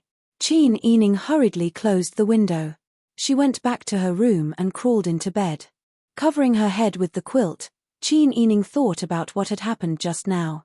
She was really embarrassed. She secretly cursed that shameless fellow again. The next morning, Qin Yining was sitting in front of the dressing table while Xian Yun and Bing Tang helped her comb her hair. She was holding the jasmine mints that Bing Tang had made for her. She dug them into the size of beans and spread them evenly on the back of her hands and wrists. Lian Xiaoju immediately leaned closer to Qin Yining and took a few deep breaths. "Sister, it smells so good." Qin Yining laughed. "Later, I'll ask your sister Bing Tang to apply some for you too." Lian Xiaoju nodded repeatedly and looked at Bing Tang with a smile. Bing Tang neatly twisted a lock of Qin Yining's long black hair behind her head and fixed it with a small golden hairpin. "Miss, you only know how to dote on her. You've spoiled her so much." Although her tone was sour, it was obvious that she was joking. Lian Xiaoju grabbed the purse hanging on her waist and sniffed it. Then, she shook it at Bing Tang. Qin Yining laughed and said, "Don't underestimate little Kanji. She knows everything. You give her good things and treat her well. She knows all about it. Isn't that right, little Kanji?" Lian Xiaoju nodded repeatedly. Sister Bing Tang, okay. It was an unchangeable fact that she lacked the ability to speak. Bing Tang cherished her even more. Usually, it would give her all the delicious food and fun things it had. It even took the initiative to teach her about herbs and how to read. It usually took care of Lian Xiaoju more carefully than it did of Qin Yining. Lian Xiaoju was extremely smart. Although she couldn't say it out loud, she knew everything in her heart. How could she not know that Bing Tang was good to her? Therefore, she treated Bing Tang as another sister and was very close to it. Usually, she wouldn't forget to give more Bing Tang skewers when she caught some birds to barbecue. However, the house was small now. She had to go to the back alley to barbecue skewers where there was no one around. It was very troublesome. "Hello, Mrs. Cow." Qiu Lu's voice came from outside the door. The curtain was lifted and Cao Yuqing, who was wearing a dark blue fur collar cloak, walked in. Ever since Cao Yuqing told the family that she was no longer Qin Huayuan's concubine and was now a bodyguard hired by Qin Huayuan, they no longer called her concubine. Because of her age and the fact that she had remarried twice, they called her Mrs. Cow instead. Cao Yuqing smiled at Qin Yining, who was sitting in front of the dressing table. She smiled and said, "I'm early. Mrs. Cow, please sit down. Qiu Lu, quickly bring a bowl of almond tea to Mrs. Cow." He turned around and smiled. "I asked them to make almond tea this morning. It's very good to drink with little dessert. Mrs. Cow, do you want to try it?" "Okay." Cao Yuqing smiled. Her smile was as beautiful as a peach and plum. When she looked at Qin Yining, her eyes sparkled as if she could see someone far away through her face. Qin Yining didn't think too much about it. She quickly tied up her hair and put on 2 pearl earrings without putting on any makeup. Then she sat at the square table with a smile and moved the tea and snacks brought by Qiu Lu to Cao Yuqing. "Try it." Cao Yuqing took it with a smile. She elegantly took a sip and tasted it carefully. She smiled and said, "It's really good." Cao Yuqing put down the teacup and said with a smile, "I'm here today because His Excellency asked me to bring you 4 bodyguards. These 4 people are all steady and have good martial arts skills. They're the best people to protect you." She stood up and went to the door. She called in 4 young men of average height and ordinary appearance. The 4 of them bowed in unison. Cao Yuqing introduced them one by one. "This is Jingzhe, young man, Xiao Shui, and Dahan." Qin Yining looked at them as she introduced them. Jingzhe was taller and had a kind face. Young man was more delicate and looked like a girl. Xiao Shui had dark skin, thick eyebrows, and a big mouth. It was a stark contrast to his name. Dahan looked the oldest. He was expressionless, and no one could tell whether he liked or disliked him. Although the 4 of them had their own characteristics, their appearances weren't outstanding. It was difficult to distinguish them in a crowd. Qin Yining smiled and said, "They're all named after the solar terms?" "Yes." They weren't originally named like that. However, it was a rule set by that person. The 24 solar terms were used as code names. If they were lost, there would be new ones to replace them. Jingzhe is good at martial arts. Young man is good at disguise. Xiao Shui is the best at lightness skills. Dahan is steady and experienced.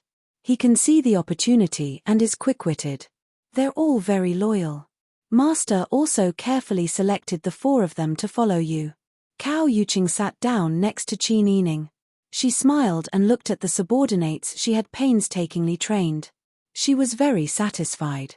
Qin Yining said solemnly, "Thank you, Madam Cao, for putting in so much effort. I understand your good intentions.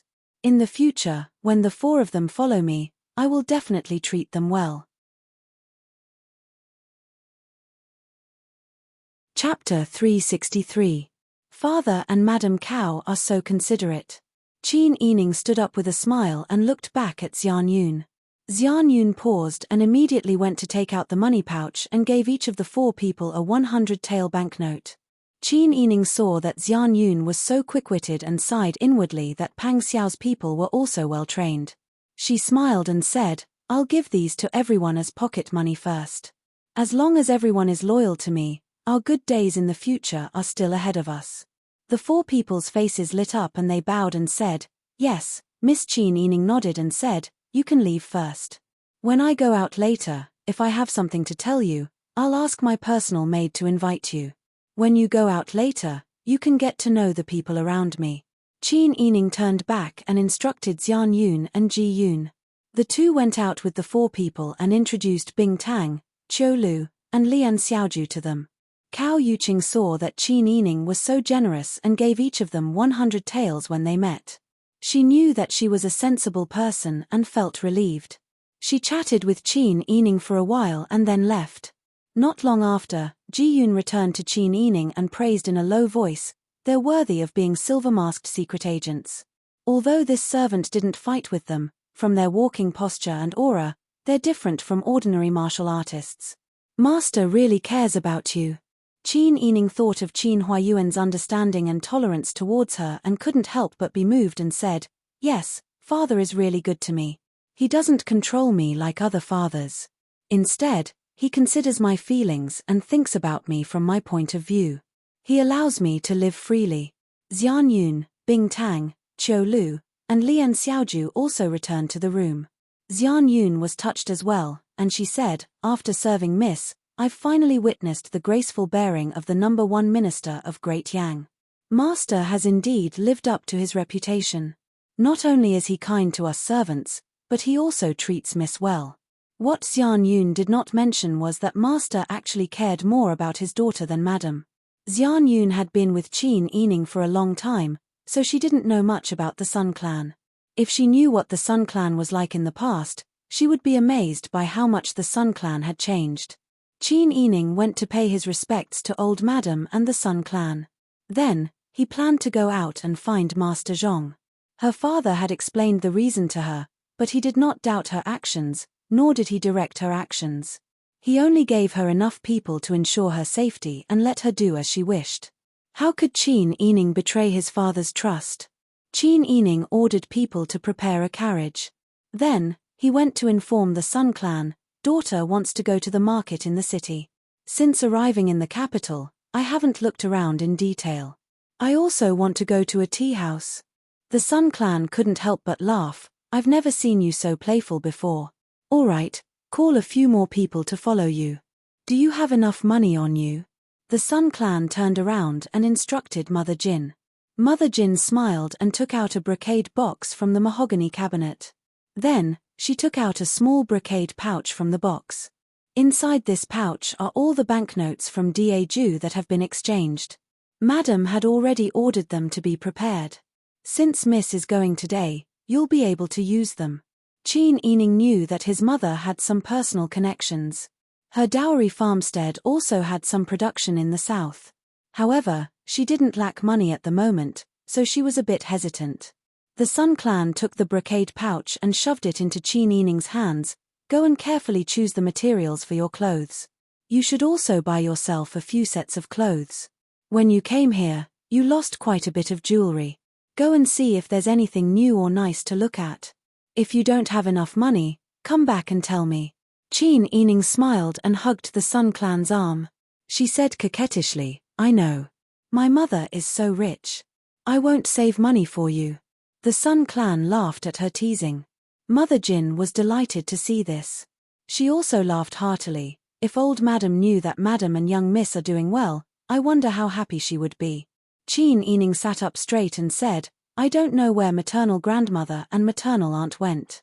Mother, do you want me to think of a way to ask someone to investigate?"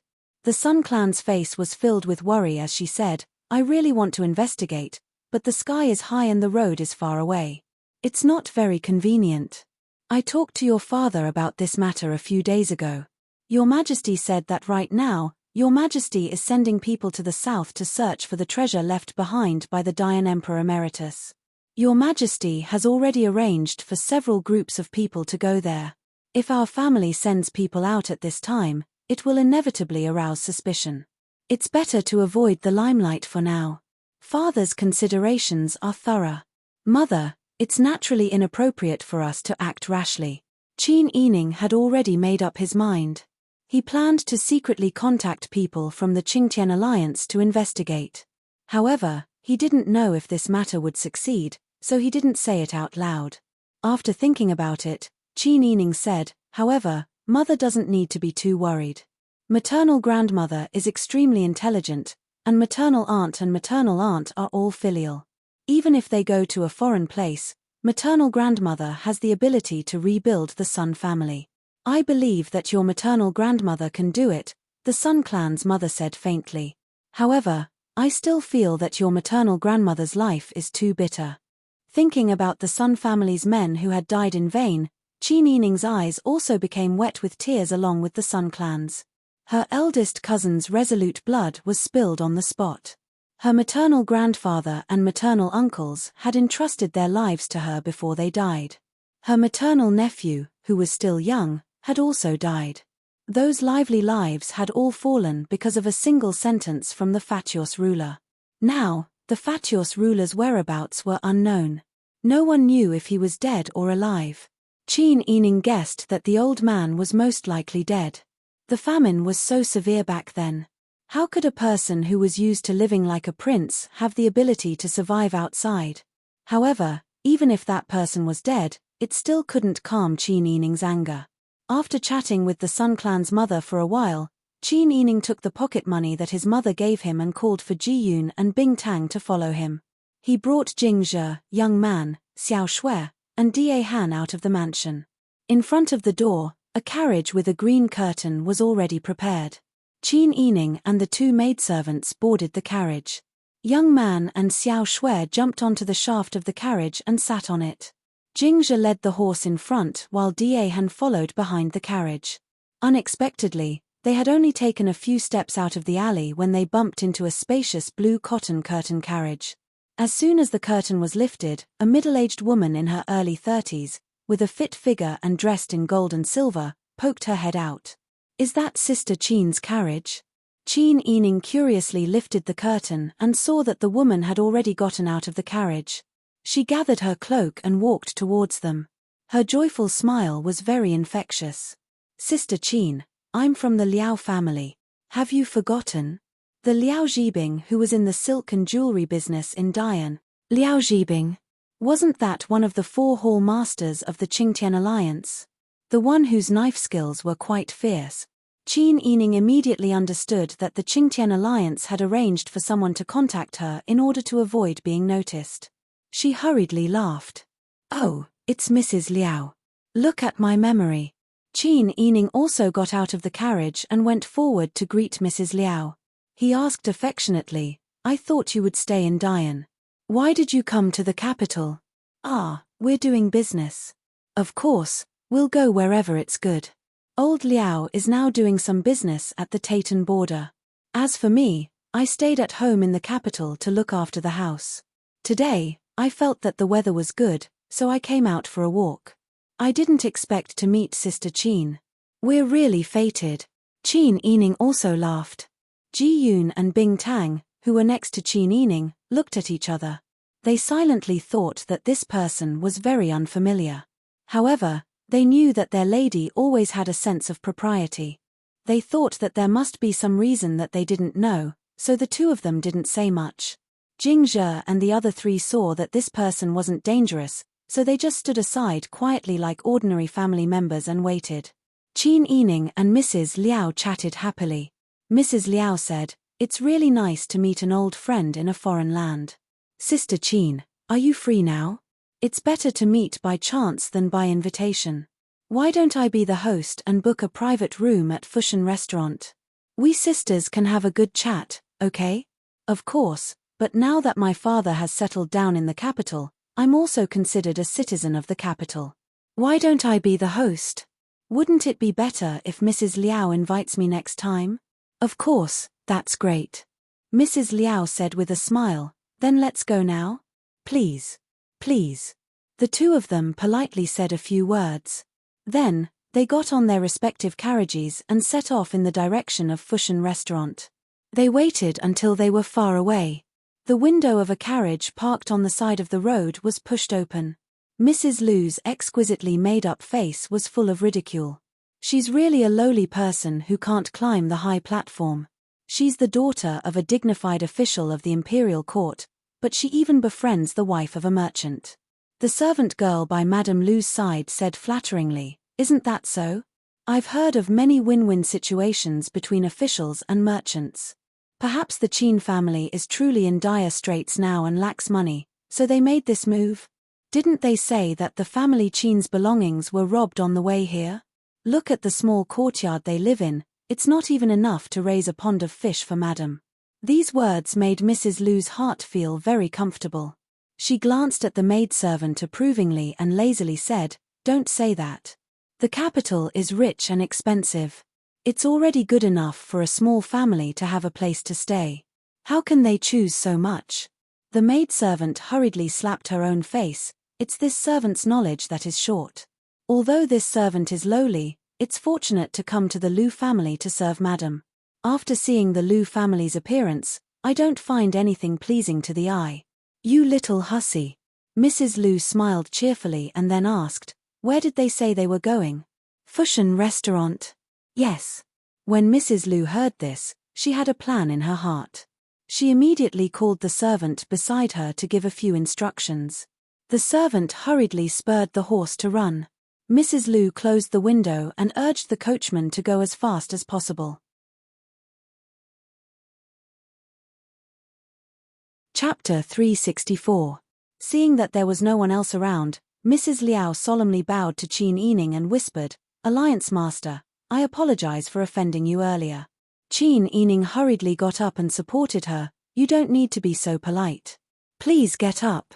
Mrs. Liao sat back in her seat again and said, "Originally, everyone thought that since we have never met before, they were afraid that I would be caught by your guards. Fortunately, you are smart and recognized me immediately." Qin Yining smiled and said, "You said that you are Hall Master Liao's wife. How can I not know who you are? You are a rich young lady. It is inconvenient for those uncouth people to be around you. Therefore, everyone came up with an idea to let me be responsible for contacting you in the future. If you have any instructions, you can tell me directly. This way, you can avoid embarrassment." Qin Yining said, "It's hard for you to be so careful. Did you come here alone this time, or did everyone leave Dian?" Mrs. Liao's face flashed with embarrassment, then she smiled and said, replying to the Alliance Master, "Now our alliance only has 100 or so core people left. Everyone thought that since they don't have to oppose the tyranny of Dian, they still have to eat. Therefore, they focused on business. The 4 Hall Masters discussed and decided to do business at the Taytan border." "Do business at the Taytan border? With Taytan people?" "Yes, otherwise, we wouldn't go so far away." Qin Yining raised his eyebrows and said, "Your idea is good, but the world is so big, where can't you do business?" Although Daeju and Taytan have stopped fighting due to internal strife, the two countries have not resumed trade, right? Do you know that your actions are smuggling? "Oh, Alliance Master, don't scare me. If this matter is not publicized, then it is business. If someone reports it, then it is smuggling. What's more, don't we have you above us? You've always been resourceful, and your father is a second-rank Daiyuan. Our connections are deep, so even if someone were to report us one day, we wouldn't be afraid."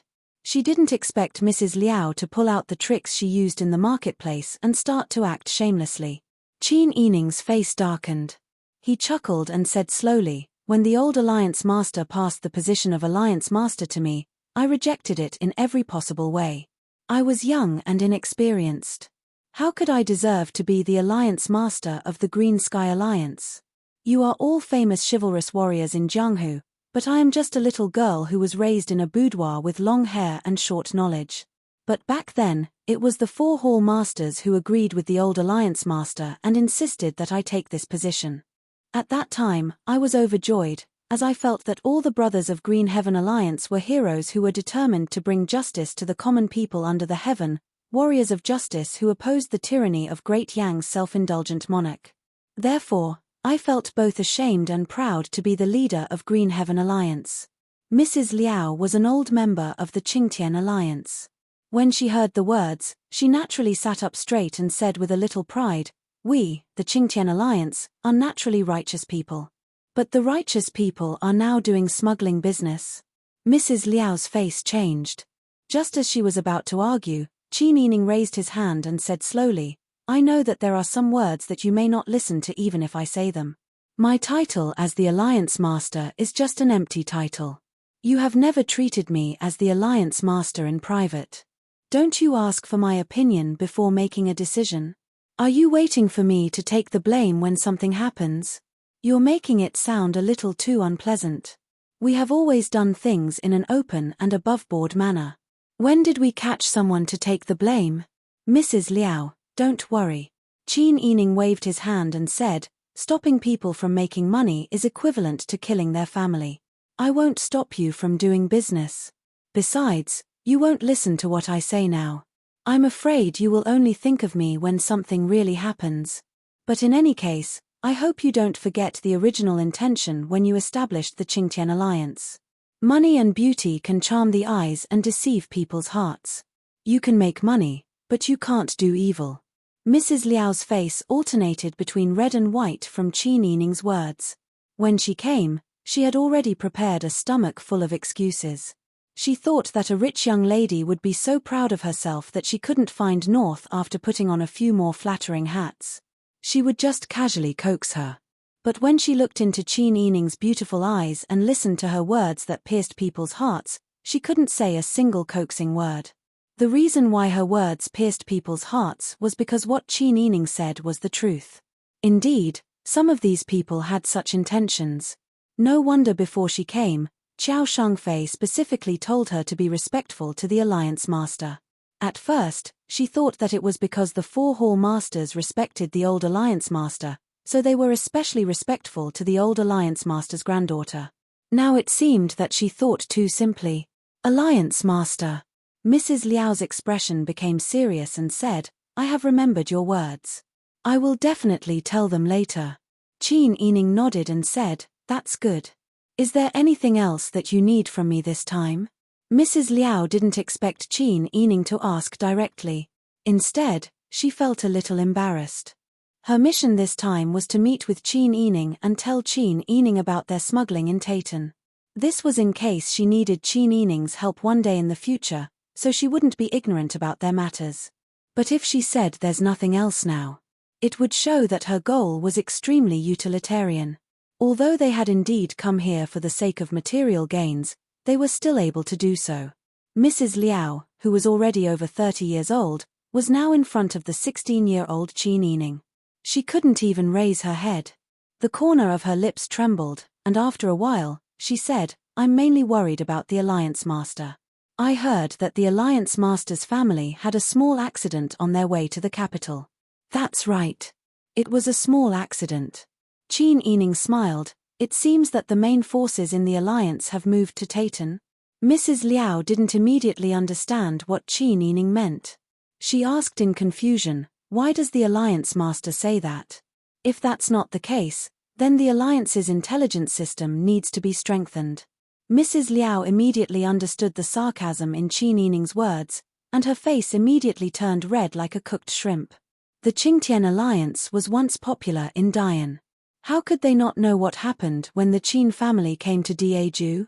It was just that everyone didn't take it to heart.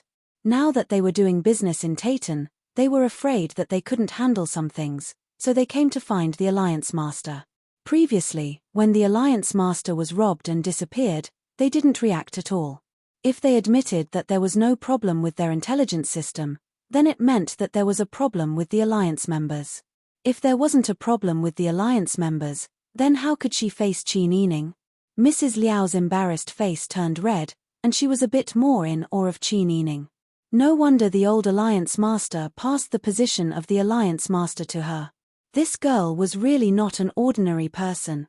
When facing her, Mrs. Liao even had the illusion that she was facing the old Alliance Master.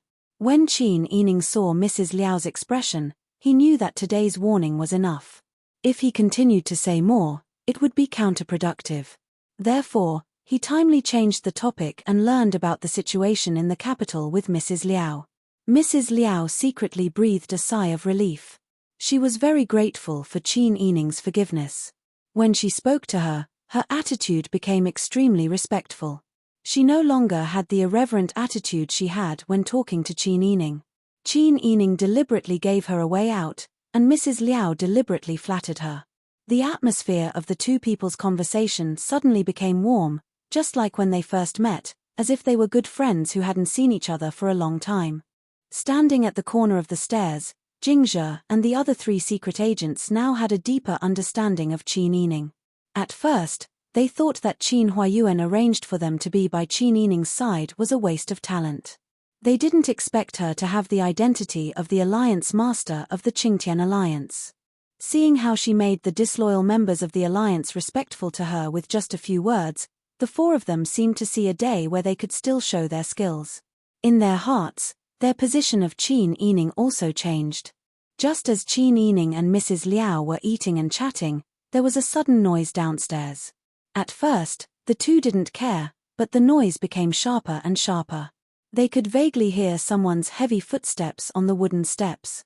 Qin Yining frowned and looked at the stairs. Young man immediately went downstairs to investigate. Before the results of the investigation could be found, the noise and curses had already reached their ears. You asked my madam to wait. Do you know who my madam is? Who do you think you are?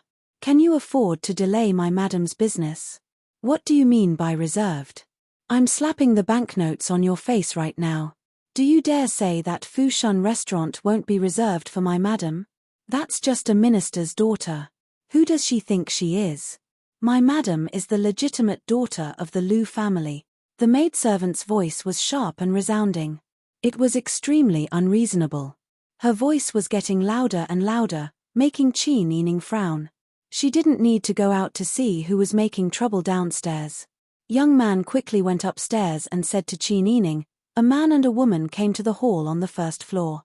The noise was made by that woman's maidservant. Qin Yining nodded, indicating that he knew. Another voice came from downstairs, tell that whatever minister's daughter to come down. Our madam will talk to her personally. Go quickly. Miss, Ji Yun was very angry. Her face was red as she said, those people are simply too much. This servant will go down and teach them a lesson. No need. Qin Yining stood up and said, I will go by myself. I want to see how merciless they will be to a small minister's daughter. Yes, this servant will help you. When Bing Tang saw that Qin Yining didn't intend to swallow his anger, she immediately helped Qin Yining down the stairs with high fighting spirit. Ji Yun also followed by the side. She looked like she was going to rush forward and tear them apart. Mrs. Liao was stunned. She didn't expect the maidservant of a rich young lady to be so fierce. Or was it that like master, like servant? A group of people went down the stairs. Jing Zhe and Da Han followed behind. Young man and Xiao Shui led the way in front. In the middle, there were two pretty maidservants supporting a beautiful woman who was dressed simply and elegantly. This combination immediately attracted the attention of everyone in the hall on the first floor of the restaurant. Qin Yining was a little surprised. He thought that since the other party wanted to reserve the restaurant, there was no one else on the first floor. He didn't expect that this place wasn't cleared. Chapter 365.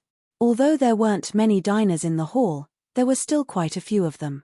Even though Qin Yining was wearing a veil, she could still feel the gazes of the crowd as she slowly walked forward with the help of the maidservants. At this moment, Madame Lu was sitting by the window in the hall. Although she had her chin raised arrogantly with a mocking smile on her beautiful face, if one looked closely, it wasn't difficult to detect the jealousy and hatred in her eyes. Madame Lu was an extremely beautiful woman, and she loved it when men's gazes stopped on her body. However, the moment Qin Yining went downstairs, she heard that all the chatter and chewing sounds in the huge hall on the first floor had stopped. No one even continued to pick up food. Even her second cousin brother, whom she had always respected, stopped pouring wine for her. It was good to be young. If she were 10 years younger, she believed that these people's eyes would be glued to her body and they wouldn't have the heart to look at anyone else. Qin Yining met Madame Lu's disdainful and provocative gaze and smiled slightly. The thin veil covered the dimples on her cheeks, but her bright almond-shaped eyes were curved into crescent moons. Her appearance was bright and beautiful, and there was a hint of playfulness in it. I didn't expect to meet Madame Lu here. I think the shopkeeper of Fushan restaurant didn't serve you well enough, and that's why Big Sister Lu's maidservants were so noisy. I heard the commotion downstairs from my private room on the 3rd floor. Madame Lu sneered and said, You don't have to worm your way into being friends with me. Didn't you say that it was beneath your dignity to interact with our Lu family? I don't deserve to be called Big Sister by you. Hurry up and leave with your men. I've already reserved this entire restaurant. Qin Yining raised her brows slightly, and her eyes shone brightly.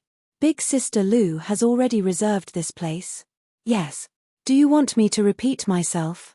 Hurry up and leave, don't stay here and make a fool of yourself. Madame Lu's tone was extremely rude. Qin Yining nodded and said, Big Sister Lu's memory isn't very good. I specifically asked the shopkeeper when I came here, and he said that I reserved the entire third floor because it was empty. Now Big Sister Lu says that you've already reserved it. May I ask Big Sister Lu, why didn't the shopkeeper mention this? That old thing's memory isn't good. Are you leaving or not? Madame Lu was anxious. Qin Yining laughed mockingly, and her laughter was as clear and melodious as a silver bell. How interesting. Big Sister Lu's your own memory, but you're saying that the shopkeeper has a bad memory. Let me ask you, if you've already reserved this restaurant, then how did all the diners on the first floor? No matter how bad the manager's memory was, it was already a mistake to only let one person in. Could it be that so many diners were let in because of the manager's bad memory? Big Sister Lu's. Madame Lu, Madam, and Madame Lu of Madams, Lu SSSS Madam SSTS. Madame Lu. She was so focused on embarrassing Qin Yining that she forgot about this. Qin Yining couldn't help but chuckle. She wasn't angry at being made difficult for. Her cheerful laughter made the surrounding diners laugh as well. In an instant, the atmosphere in the hall, which had been disturbed by Madame Lu's servant girl, became relaxed again. Everyone's impression of Qin Yining was 10,000 times better than the unruly, domineering, and unreasonable Madame Lu. As Qin Yining chuckled, her beautiful eyes swept over the young man beside Madame Lu. She sized him up discreetly. This person was about 25 or 26 years old. He had an outstanding and unrestrained temperament. His sitting posture was languid and relaxed, and his every movement exuded a graceful and noble air. Although his temperament was outstanding, it didn't carry any aggressiveness. Instead, it gave people a feeling of gentleness. The first thing one would notice when they first saw him wasn't his facial features. Just his temperament alone was enough to make people lower their eyes and not dare to look him in the eye. Qin Yining inexplicably thought of a phrase, aristocratic families have a natural aristocratic aura. At this time, Madame Lu's face was red from being laughed at by everyone. She was used to being arrogant and domineering. Even the eldest princess of Anyang had to call her elder sister. Now, she was being laughed at in front of everyone. Madame Lu gritted her teeth and coldly said, I think you're clearly making an enemy of my Lu family. Qin Yining blinked and said with a smile, aristocratic families don't rely on using power to oppress others. Instead, they rely on grace and experience accumulated over time. The person beside you is one such example. As for you, only with self-respect can you obtain love and respect. You can't rely on your loud voice and threats to gain respect. Madame Lu angrily slammed the table and angrily stood up to curse. Who do you think you are? You're just a piece of trash that has been played with enough. Why don't you find a corner to hide in and instead walk around outside? Since you're a piece of trash, don't go out and embarrass yourself. You're annoying for no reason. Qin Yining's eyes turned cold. Young Man and Xiao Shui were already standing in front of Qin Yining. Ji Yun and Bing Tang were also angrily glaring. It was as if as long as Qin Yining said a word, they would tear Madame Lu apart and feed her to the dogs. In this tense situation, who would have thought that the one to speak would be the youth? Cousin Huan, you've gone too far. Why aren't you apologizing to this girl yet? Madame Lu was stunned. She looked at the youth in shock and said in disbelief, Second brother Heng, how can you help an outsider like this? Lu Heng stood up. With his tall and thin figure and powerful aura, with just a glance, Madame Lu was suppressed to the point that she couldn't say another word. How could she forget that Lu Heng wasn't her biological brother, but her cousin in the clan? Her family was only one of the branches of the Lu family. Lu Heng was the second son of the main branch of the Lu family. When her biological brother saw Lu Heng, he had to be respectful and curry favor with him. She must have eaten a bear's heart and leopard's guts to actually shout at Lu Heng. She glared at Qin Yining, who was watching the show from the side. If she didn't deliberately provoke her, how could she lose her composure like this? Madame Lu became more and more angry. Lu Heng frowned and said, I didn't expect you to be so arrogant and despotic outside. What this girl said just now was right.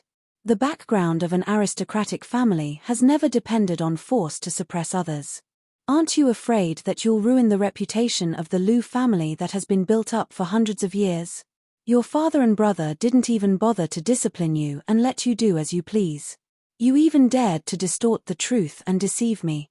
Even when Lu Heng was scolding people, his voice was elegant and gentle. He didn't raise his voice or speed up his speech. Perhaps those who were a little further away couldn't hear what he was saying, but his powerful aura made Madame Lu break out in cold sweat. Second brother Heng, don't be angry. I was reckless. Madame Lu lowered her head. Lu Heng looked at Qin Yining and accidentally met Qin Yining's watery eyes. Lu Heng's eyelashes flickered and he lowered his eyes. As if he felt that avoiding her gaze was inappropriate, he quickly raised his eyes and smiled at Qin Yining. Then he turned to Madame Lu and said, the person you should apologize to isn't me, but the girl you insulted.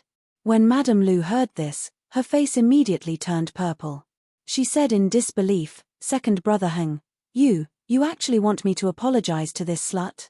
Do you know who she is? She's the girl from the Qin clan who seduced Prince Zhongxian as soon as she entered the capital and was taken to the prince's estate for several days.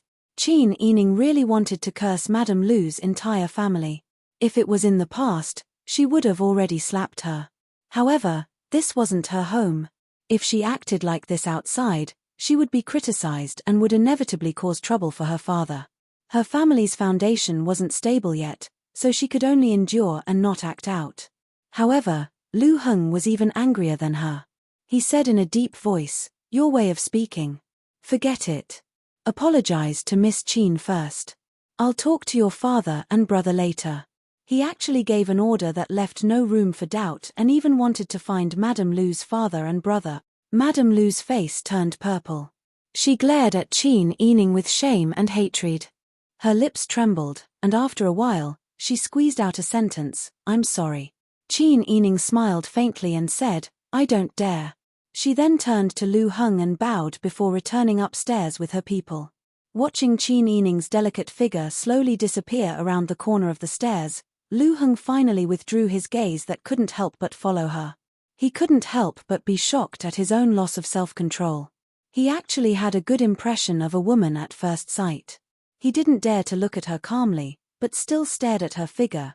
Lu Heng, oh, Lu Heng, you're getting worse and worse. Lu Heng turned around and walked out. Seeing that Madame Lu didn't follow, he said in a deep voice, why aren't you leaving? Madame Lu didn't dare to disobey. She could only fiercely stomp her feet and leave the restaurant with her maidservant. She originally thought that with Lu Heng in charge today, she would be able to fiercely dampen Qin Yining's arrogance. She didn't expect that she would be the one to suffer a loss. Qin Yining and Madame Liao sat on the third floor by the window and watched the Lu family's carriage gradually go away. Madame Liao said, Alliance Master may not know, but that second Master Heng is a well-known figure. He was born in the Lu family's main branch and is the second son of the first wife. Don't look at how he's only 26 this year. In the business circle, he was already famous 10 years ago. He didn't rely on his family's influence, but rather, he anonymously started from scratch. It wasn't until his business became big that he told everyone that he was a descendant of the Lu family. Qin Yining nodded and said, it seems that he's a person with brilliant methods. For a large family like the Lu family, it's natural for them to cultivate such a talented person. Isn't that so? That Madame Lu wasn't like that at the beginning. Although she was born in a side branch, she was still a legitimate daughter. It's just that when Jin Shong led the peasant army in the early years, he cooperated with the Lu family. In order to strengthen the relationship, one of Jin Shong's subordinates married a daughter of the Lu family's side branch. It was General Mi and this Miss Lu Tsuehuan. This Miss Lu's appearance is outstanding, and she's proud of her identity. Naturally, she wouldn't fancy an uncouth man with an ordinary appearance. After a long time, she began to raise men. Unfortunately, the marriage was set by Jin Shong and the Lu family's elders. That General Mi was quite fond of Miss Lu. After a while, General Mi died. Qin Yining listened to Madame Liao's explanation and nodded with a smile, saying, "It seems that our Qingtian Alliance's intelligence system is quite good." Madame Liao's face turned red when she heard this. She secretly thought that Alliance Master really held a grudge. She quickly smiled and said, "In the future, if Alliance Master knows anything, just let me know."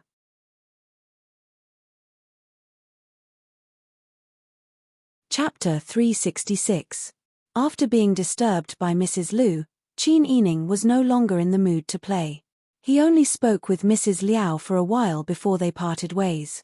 Before they parted, Qin Yining hesitated for a moment. He still didn't say that he would entrust the Qingtian Alliance to find his grandmother. She thought that perhaps his grandmother had given the Qingtian Alliance to her in the past because she didn't want to be involved with these Jianghu people. What his grandmother cared more about was how the women of the Sun family were going to recuperate and live well. Although the Sun family didn't have any sons, the Sun family still had daughters who could marry into their family. As long as they settled down and developed, the Sun family would prosper again in a few years. Thinking of this, Qin Yining also felt relieved. After all, their lives would only get better and better. Percent at the same time, on Shiji Street, a spacious vermilion carriage was steadily driving towards the county king of Yang's palace. Yu Qi Yang sat cross-legged in silence. He lowered his head and looked at the exquisite embroidery on his robe. This robe was newly awarded by Your Majesty 2 days ago. It was said that the best embroiderers were chosen to sew it for him. However, the complicated and gorgeous county king's robe didn't make him happy. The more dazzling the county king's robe was, the more it made him, the ruler of a fallen country, feel useless. He was once an emperor, but now he had to walk in the capital of Daeju with the title of a county king of another country. He felt that the way people looked at him when he went out was strange. What's more, he just witnessed the scene of Qin Yining being humiliated in the restaurant hall. Since Dian was destroyed, Yu Qiyang felt that the inexplicable pressure on his shoulders could finally be removed. He also secretly breathed a sigh of relief. At the beginning, he only succeeded the throne to hand over the letter of surrender. Everything was settled. After coming to Daeju, he often advised himself that people should be content with what they have. It wasn't a bad thing to live the rest of his life peacefully. However, under the courteous but disdainful gazes of Daeju's courtiers, he felt an unprecedented humiliation. Only now did he realize that he had been too naive. The reason he was still able to live on was to prove the benevolence of Your Majesty in Daeju, to flaunt Your Majesty's contributions to the vicissitudes of the world. All his life, he had been a foil for the entertainment of others. Your Majesty Daeju would think of how wise he was when the Dian dynasty was destroyed.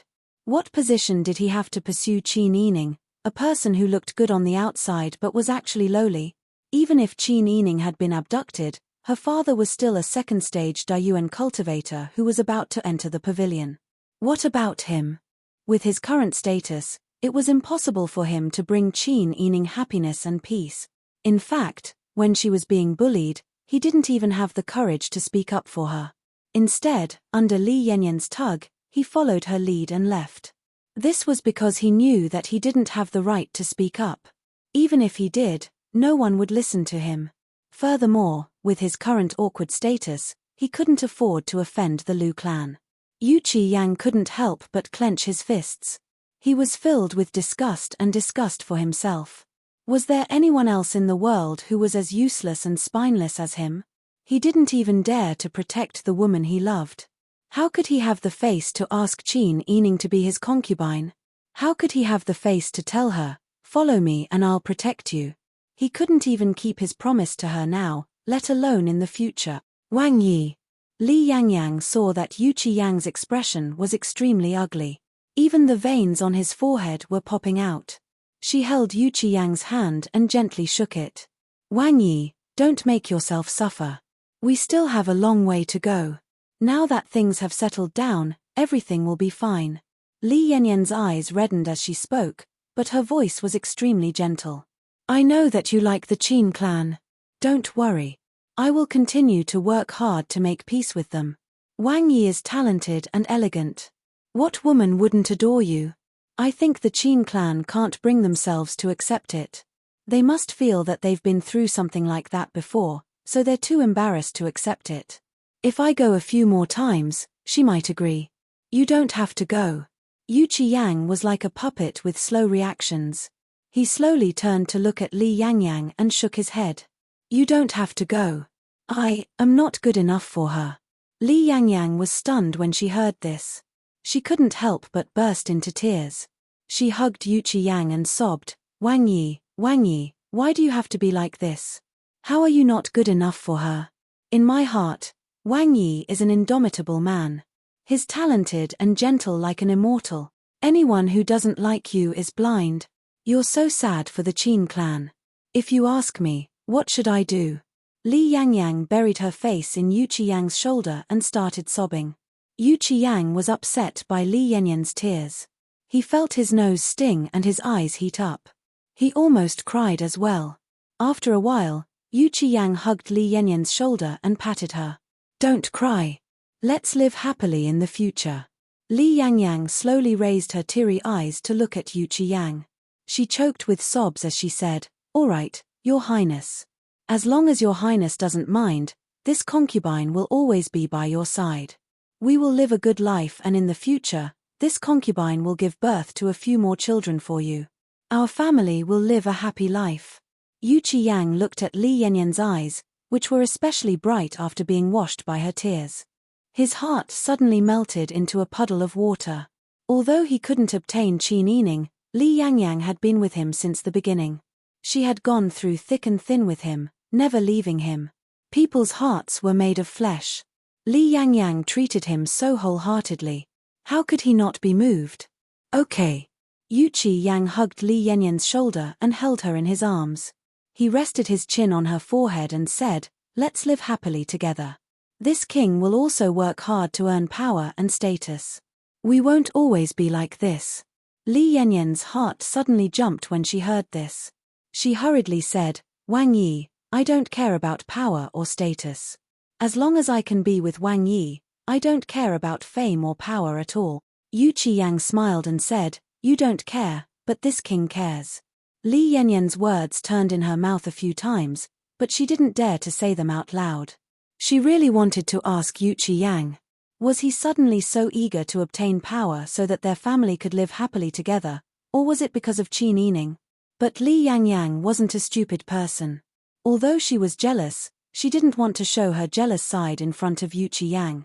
It would be annoying for no reason. But in her heart, she hated Qin Yining to the extreme. She could tolerate Yu Qiyang taking in 100 ordinary concubines, but she didn't want Yu Qiyang to marry only one that he truly loved. Why did she always stay by Yu Qiyang's side like this? Wasn't it because she wanted to live a peaceful life? If Qin Yining married into the family, she probably wouldn't have a peaceful life. At that time, don't blame her for being ruthless. % in contrast to Yu Qiyang's low spirits, Li Qitian was currently in a very good mood and sipping tea in the Empress Dowager's palace. Li Helan sat obediently to the side and poured tea for Li Qitian at the right time. She also chatted with him very humorously. Imperial Brothers' plan this time is so ingenious. By borrowing the strength of others, the family Qin will soon realize that the only person they can rely on in the capital is Imperial Brother. The Empress Dowager also smiled and said, Your Majesty's method is very good. Watching the fire from the other side of the river will avoid provoking the fire. The Empress Dowager was a person who had a sense of propriety in her words. Even if she had any ideas in her heart, she would never discuss them in front of the emperor. This was because she knew that the emperor was a person who didn't like the imperial harem interfering in politics. As a birth mother, she only needed to live a comfortable life. If she said too much, it would implicate her family. However, although Your Majesty didn't like the imperial harem interfering in politics, there were times when he needed the imperial harem's help. For example, Li Helan this time. Heaven's might is unpredictable. Whether or not the imperial harem participates in politics, it all depends on Your Majesty's intentions. He wanted Li Helan to help, so Li Helan had to do her best. Li Qitian smiled and said, Imperial Mother's words are reasonable. Jin just doesn't want the imperial court to be controlled by one party. As a woman, Li Chitian had never been willing to explain the affairs of the imperial court in detail. Li Helan could see Li Chitian's impatience, so she gave the Empress Dowager a look and asked, "Imperial brother, will Lan still be in contact with Lu family? Lan actually doesn't like the way this person usually acts. If I get close to her, there's no need for outsiders to think that Lan is that kind of person." Li Chitian laughed when he heard this. "Are you afraid that outsiders will misunderstand, or are you afraid that Prince Consort will misunderstand?" "Imperial brother." Li Helan's face flushed red, and she stamped her feet shyly. This caused the Empress Dowager and Li Chitian to laugh again. "Imperial mother. Ursi Hen and Lan still have things to talk about, so we'll take our leave first." Li Chitian laughed enough, stood up, and cupped his hands to bid farewell. The Empress Dowager didn't stay any longer and only ordered her mother to send the two off. Anyway, they were all her children. It didn't matter if they relied on and used each other, as long as they supported each other and didn't fall out with each other. Li Helan followed Li Chitian all the way to the imperial study. After the chief eunuch Li Guanwen served tea, he left under Li Chitian's signal. Li Helan then asked coquettishly, "Imperial brother, why are you looking for Lan?" Li Chitian smiled and said, "How does Prince Consort treat you?" Li Helan thought of Jiziu's handsome face and recalled that day at the Lu family, when Jiziu turned and left. Her face turned from red to white, and then from white to red. She already regretted it. She shouldn't have listened to the Lu family that day and let the two men she loved see her hooking up with someone else. "Prince Consort treats Lan very well." Li Helan answered shyly, and then secretly looked at Li Chitian, and said softly, "Imperial brother, Lan has a presumptuous request. I hope Imperial brother can help Lan." "Oh, what is it? Don't hesitate to tell me." Li Chitian raised his eyebrows. Li Helan said, "Imperial brother, Lan doesn't want to live in the princess residence. How about you allow Lan to live in the Prince Consort's residence? After we get married, we'll live in separate residences, so we won't be able to see each other. We won't be as happy as ordinary couples."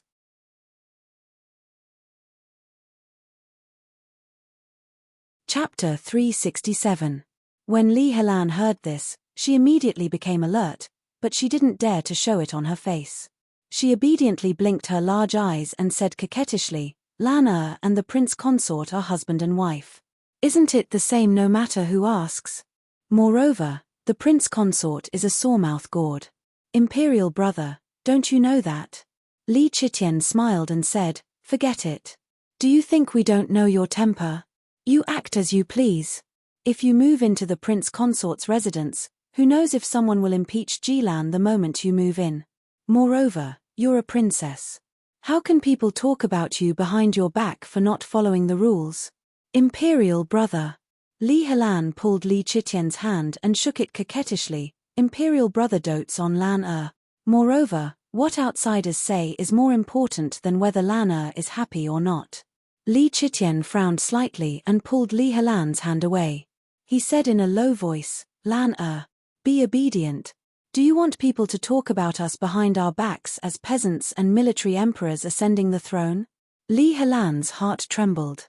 Even if she didn't give up, she didn't dare to say another word. Ever since Li Chitian led the rebel army to attack Beiji, these kinds of rumors had never stopped. Even though Daeju had been established for 4 years and the old officials of Beiji had pledged their allegiance on the surface, there were still many people talking about them behind their backs. Li Chitian cared about his reputation the most. Therefore, he was very strict about the matters in the palace.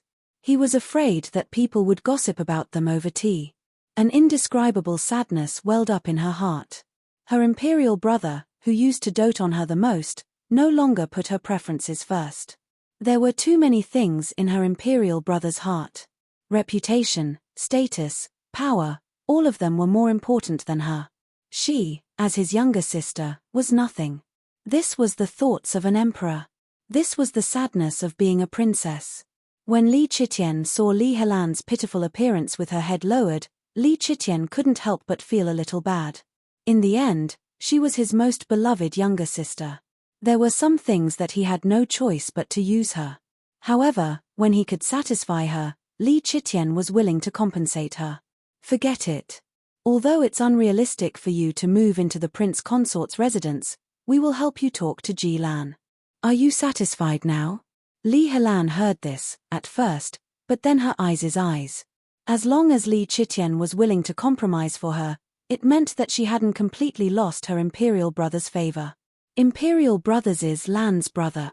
Emperor's words, Li S, is Empress STS, SSSTTS Emperor speak. Imperial brothers' words are the imperial edict. If prince consort doesn't listen, imperial brother can deal with him. TT Li Chitian was amused by Li Helan's appearance. He tapped her forehead and said, "You like prince consort Ji that much? Didn't you like Pang Zhishi before? How could that be?" Li Helan blushed and shyly lowered her head. She definitely didn't dare to say that she also liked Pang Zhishi very much. Seeing Li Helan like this, Li Chitian was even more certain of Li Helan's feelings for Ji Ziyu. It was no wonder that she was moved. Ji Ziyu's appearance, talent, and power were all comparable to Pang Xiao's. Didn't girls of Li Helan's age like handsome men like Ji Ziyu the most? Since they were already officially husband and wife, it was no wonder that she was so attached to him. However, this wasn't a scene that Li Chitian wanted to see. Li Chitian sighed. When he faced Li Helan, he still felt guilty, but any emotions would not delay his business. "Your Majesty, Prince Zhongshiren, requests an audience," Li Guanwen announced from outside the hall. Li Helan was stunned at first, then she felt that this unexpected joy had hit her on the head. Since that day, she hadn't had a chance to see Pang Xiao again. Wasn't it fate that they suddenly met here today? Li Chitian carefully observed Li Helan's expression. Seeing her like this, he had a plan in mind. It seemed that his plan to arrange for Pang Xiao to meet Li Helan today was correct. Otherwise, if Li Helan's thoughts were diverted to Ji Ziyu, wouldn't his previous arrangements be in vain? Pass. Li Chitian's low voice echoed in the imperial study, pulling back Li Helan's thoughts that were obviously wandering due to her surprise. As soon as he finished speaking, the hall's door was pushed open by the chamberlain. Pang Xiao was dressed in a dark purple robe with arrow sleeves and a purple gold crown on his head. He walked in quickly and bowed. "This humble subject pays his respects to your majesty." He was born tall and thin, and the purple robe with arrow sleeves today set off his noble and natural aura. Especially the pair of phoenix eyes under the slanted sword-like eyebrows. Just one look at Li Helan was enough to make her fall head over heels for him. Li Helan couldn't help but think in her heart, "It's true that one day without seeing Pang Xiao feels like 3 years. Now that I've seen him, even my bad mood has improved." "Lan Li Helan heard Li Chitian's voice and suddenly came back to her senses. She looked up and met Li Chitian's impatient eyes. Only then did she realize that she had been distracted. Li Chitian said again, "What are you thinking about? Did you catch a cold and feel unwell?" "Imperial brother, it's nothing. Lana is fine." Li Helan looked at Pang Xiao with a smile. "Brother Xiao's robe with arrow sleeves today is not bad." Pang Xiao hurriedly cupped his hands. "This subject doesn't dare." Li Helan quickly glanced at Li Chitian and then said, "We grew up together. Didn't we all call each other that? Imperial brother won't mind. Isn't that right, Imperial brother?" Li Helan looked at Li Chitian coquettishly, which made Li Chitian unhappy again. He wasn't in the mood to investigate why Li Helan was so frivolous. Anyway, he had achieved his goal, so he didn't want to pursue it any further. Li Chitian smiled very gently and reprimanded in a not-so-strict tone, "Nonsense. How can the present be compared to the past? You should call Pang Zhishi Wang Yi. What's more, you're already married now. Ji Lan and Pang Zhishi are close friends. If you call Pang Zhishi the way you did in the past, what will Ji Lan think?" Li Helan's face flushed red. For a moment, she was speechless. She couldn't help but steal glances at Pang Xiao's reaction. She was afraid of seeing Pang Xiao's annoyance, but she was also afraid that Pang Xiao would be indifferent. Naturally, she saw the latter. Pang Xiao stood with his hands by his side, looking respectful and obedient. He was unmoved by Li Helan's words and didn't take her seriously at all. Li Helan's joy of seeing Pang Xiao was completely washed away by his cold and indifferent attitude. Li Chitian saw the two like this and knew what to do. He said, "Lan go down. We have something to discuss with Prince Zhengxian." "Yes." Li Helan acknowledged and left. Before she left, she looked reluctantly at Pang Xiao's tall and handsome back. Li Chitian watched the door of the imperial study close and then said with a smile, "Don't mind her. That little girl has been spoiled by the Empress Dowager, but her heart isn't bad."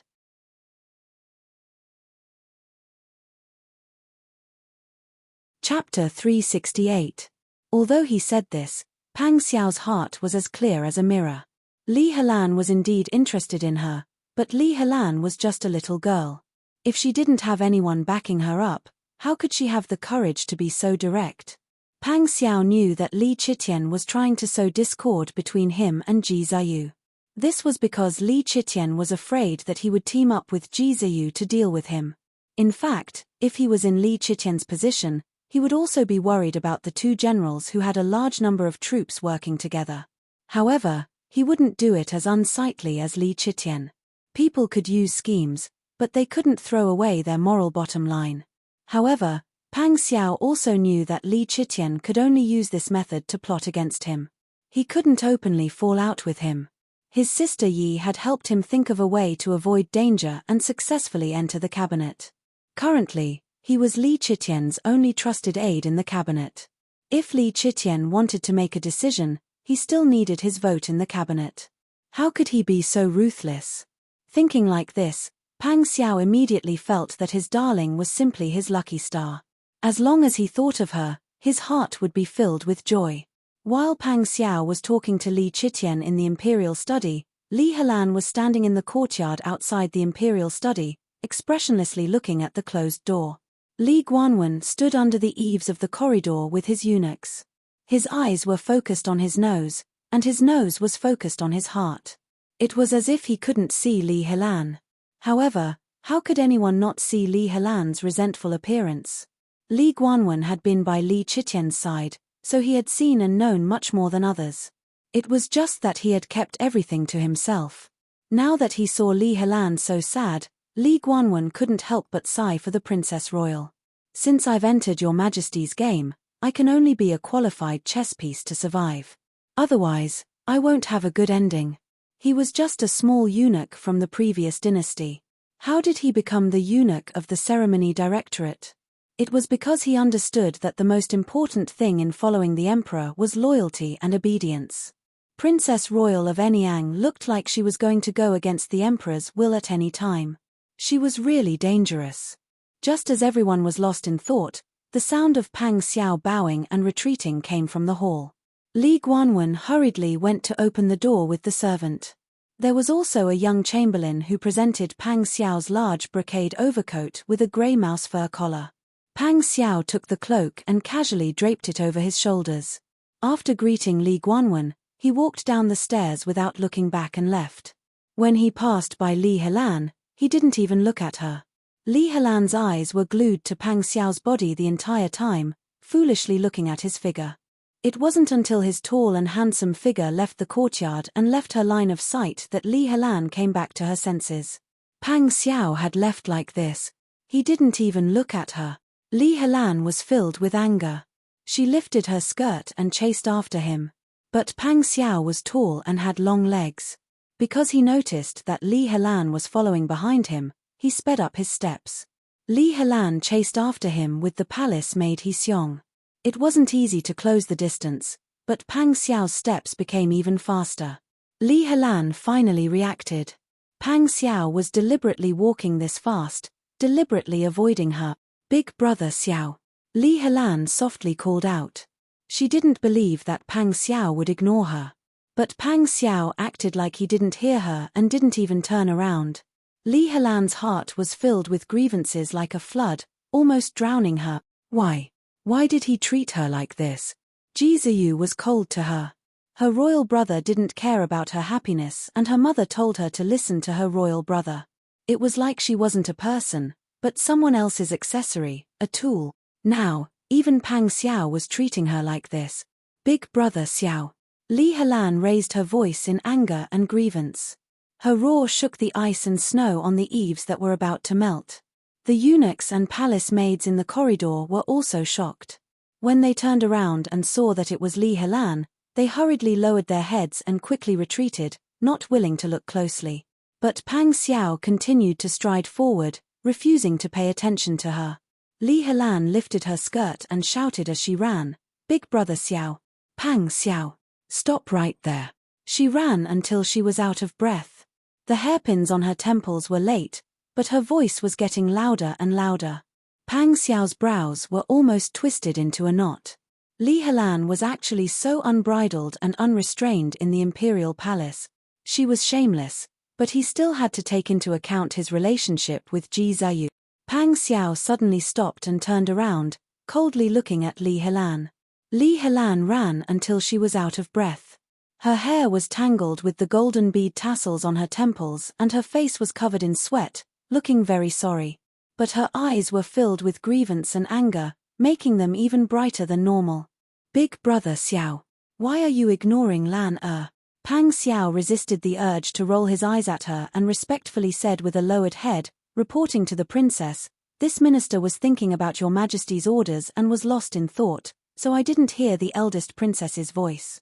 This reason, even Li Helan couldn't reprimand him. Good. Very good. Li Helan gritted her teeth and after a long time, she said, "Then this princess orders you to bring me to a restaurant to sit down and drink a cup of wine with me. Do you hear me?" Pang Xiao said with a faint smile, "This minister hears you, but the eldest princess must be joking. If the eldest princess wants to drink, naturally it's best to find the prince consort. What kind of person is this minister? The eldest princess shouldn't joke with this minister. What kind of person are you?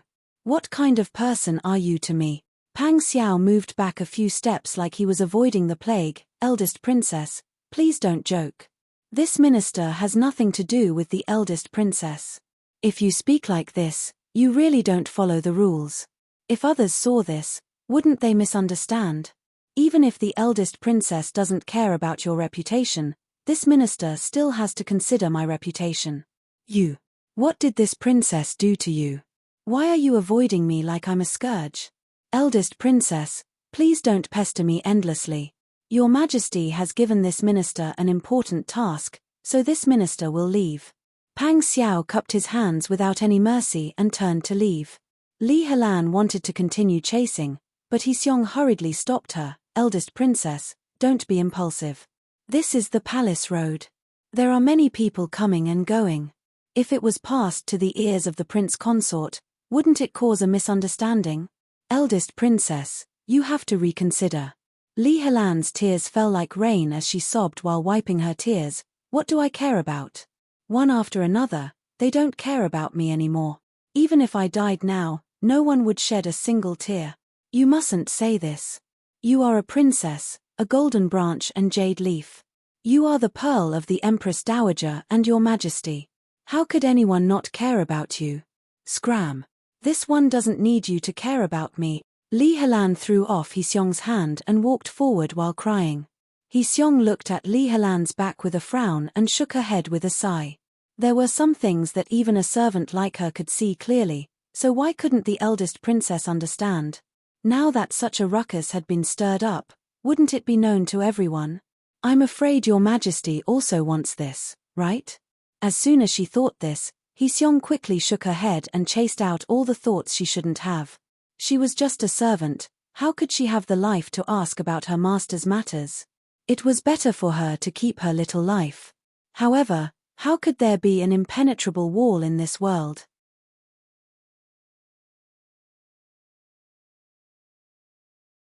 Chapter 369. The rumors in the city hadn't reached Qin Yining's ears yet. At this time, she was accompanying the Sun clan to the jewelry store to choose a head ornament. "Mother, at my age, I don't need such expensive head ornaments. If I wear them, I won't look good." Qin Yining pushed a brocade box covered with red velvet to the Sun clan. In the box, there were 64 pieces of exquisite gold thread jewelry inlaid with rubies. From the large pieces to the small pieces of earrings and rings, each piece was exquisite and detailed. They shone dazzlingly under the sunlight and were very luxurious. I think it's just right for mother to use it. Qin Yining took a ruby hairpin with a golden bead tassel and compared it with the Sun Clan's hair bun. She said with a smile, "It's really good. Mother's children are fair and clean. This ruby suits mother's skin color. Moreover, mother's status can also support such gorgeous jewelry. Why would I need to wear these?" The Sun Clan's lips curled up at her daughter's praise. She put the tassel hairpin back into the box. "I want to take advantage of this moment to choose a set of good head ornaments for your dowry in the future. On the way here, we threw away almost all of our valuables. We didn't prepare any decent head ornaments for you earlier. Your father said that he plans to hold your coming-of-age ceremony this year. After that, he will discuss marriage. It's not a bad idea to choose a head ornament for your dowry in advance." Qin Yining blushed at the Sun Clan's words. Inexplicably, the image of Pang Xiao wearing a red python robe appeared in her mind. However, when she heard the Sun Clan say discuss marriage, she felt a little nervous. As a woman, she naturally had to listen to her parents and matchmakers for important matters such as marriage. However, her relationship with Pang Xiao was already so close, but she might not be able to obtain the approval of old madam and her mother. After all, they didn't know any inside information. If she couldn't marry Pang Xiao in the end, she would regret it for the rest of her life. However, after thinking about it, Qin Yining put down her worries. Because her relationship with Pang Xiao was approved by Qin Huayuan. Whether it was the old madam or the Sun Clan, they had to ask Qin Huayuan in the end if they wanted to discuss her marriage. At this moment, Qin Yining was really glad that his father was open-minded. In the end, the Sun Clan still had the heart of a loving mother. They used their own money to buy the noodle. The price of this set of head ornaments was enough for an ordinary wealthy family to marry a daughter. "When you go back, hide this first. Don't let old madam and the other sisters see it. Right now, the family is living a tight life. If they know that I use so much money, even if it's my personal belongings, they will talk about it." "Mother, I understand." Qin Yining couldn't help but smile. The Sun Clan member pinched Qin Yining's cheek and said, "Don't laugh at me. I'm just worried that something might happen. When you have your coming-of-age ceremony, we'll choose one from here to use. When you get married, this set of head ornaments will be just right. It's festive and noble." Qin Yining was amused by the rarely seen happy appearance of the Sun Clan. "Mother, you're planning too early. My matters haven't even been set in stone yet. Do you still need to worry about this? My daughter was born with such beauty and your father is supporting you. Are you still afraid that you won't be able to find a good marriage? It's always been a family with hundreds of suitors. We're just newcomers, and because of our past, we can't publicize it. Silly girl, do you believe that if we release the news that you want to discuss marriage, our family's doorstep will be flattened by people? You're exaggerating." Qin Yining laughed again. The mother and daughter chatted and laughed, causing Mother Jin, Ji Yun, and Xian Yun to laugh as well. After the group bought the jewelry, they went to the tea house to find a private room to sit down and rest. The Sun Clan ordered a pot of Zhongshan Xiaozhong and a few snacks, and chatted with Qin Yining while drinking tea. Qin Yining realized that ever since the Sun Clan found out that Cao Yuqing was no longer Qin Huayuan's concubine, the Sun Clan's entire face glowed with radiance. It was as if they had suddenly become 10 years younger, and they were much more amiable and calm when dealing with people. The Sun Clan liked this daughter more and more now, not only because she looked like the young Qin Huayuan, but also because of her intelligence and calmness. Although she was a mother, she could always find a sense of security from her daughter. It was as if she could think of a way to solve anything. The relationship between the mother and daughter had become much closer in recent days. Just as the atmosphere was harmonious, Qin Yining vaguely heard someone talking loudly in the hall downstairs. They seemed to have mentioned Prince Zhongshuren. The Sun Clan was also very curious, so she raised her eyes to look at Qin Yining. Qin Yining signaled to Ji Yun. Ji Yun immediately went to open the lattice window facing the hall on the first floor. The noise in the hall entered her ears, and she could also clearly hear the man's voice just now. "So, a good man like Prince Zhongshuren, how many women's hearts will he steal? Even a woman like the eldest princess can't forget him. I really don't know which woman in this world can refuse such an outstanding man. Such a joke caused everyone in the hall to laugh, and the laughter seemed to be particularly meaningful. Qin Yining raised her eyebrows. She didn't know what happened between Pang Zhishi and Li Helan. Although she was curious, she didn't doubt Pang Xiao. They had been through so many ups and downs, so how could she not know Pang Xiao's sincerity towards her? However, when Bing Tang, Ji Yun, and Xian Yun heard this, they became nervous. Especially the Sun clan. When they heard someone mention Pang Xiao, their faces immediately darkened. They carefully glanced at Qin Yining, afraid that their daughter would be upset, so they stood up and said, "Sister Yi, we're tired from shopping today. Let's go back." "Okay." Qin Yining smiled and agreed. Then, she accompanied the Sun clan in the car and left. Before getting into the car, Qin Yining looked at Jingzhe, who was following beside her. Jingzhe immediately came forward. Qin Yining whispered a few words in Jingzhe's ear. Jingzhe immediately obeyed and left. Qin Yining returned home and tidied up the jewelry she had just bought. Bing Tang observed Qin Yining's expression. When he saw that she wasn't angry, he said in a low voice, "Miss, don't think too much. Wang Yi isn't that kind of person." "That's right." Bing Tang spoke up. Ji Yun and Xian Yun also tried to persuade her.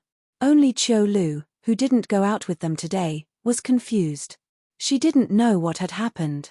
At this time, Jingzhe returned. "Miss, this subordinate has asked around outside. There are many kinds of rumors, but to summarize, it's that Enyang Princess Royal chased after Prince Zhongshiren. It seems like she wanted to express her goodwill, but after being rejected by Wang Yi, she cried and made a scene." As he spoke, he took out an envelope and presented it to her with both hands. "When I returned home, I met Master Zhong's servant who came to deliver a letter to you." This subordinate brought the letter in. Qin Yining took the letter. When she saw that there was no head written on it, she curiously took out the letter. The content of the letter was very simple. There were only 4 words written in bold calligraphy that penetrated the back of the paper: "There is no such thing." Pang Xiao was afraid that she would think too much, so he specially sent her a note.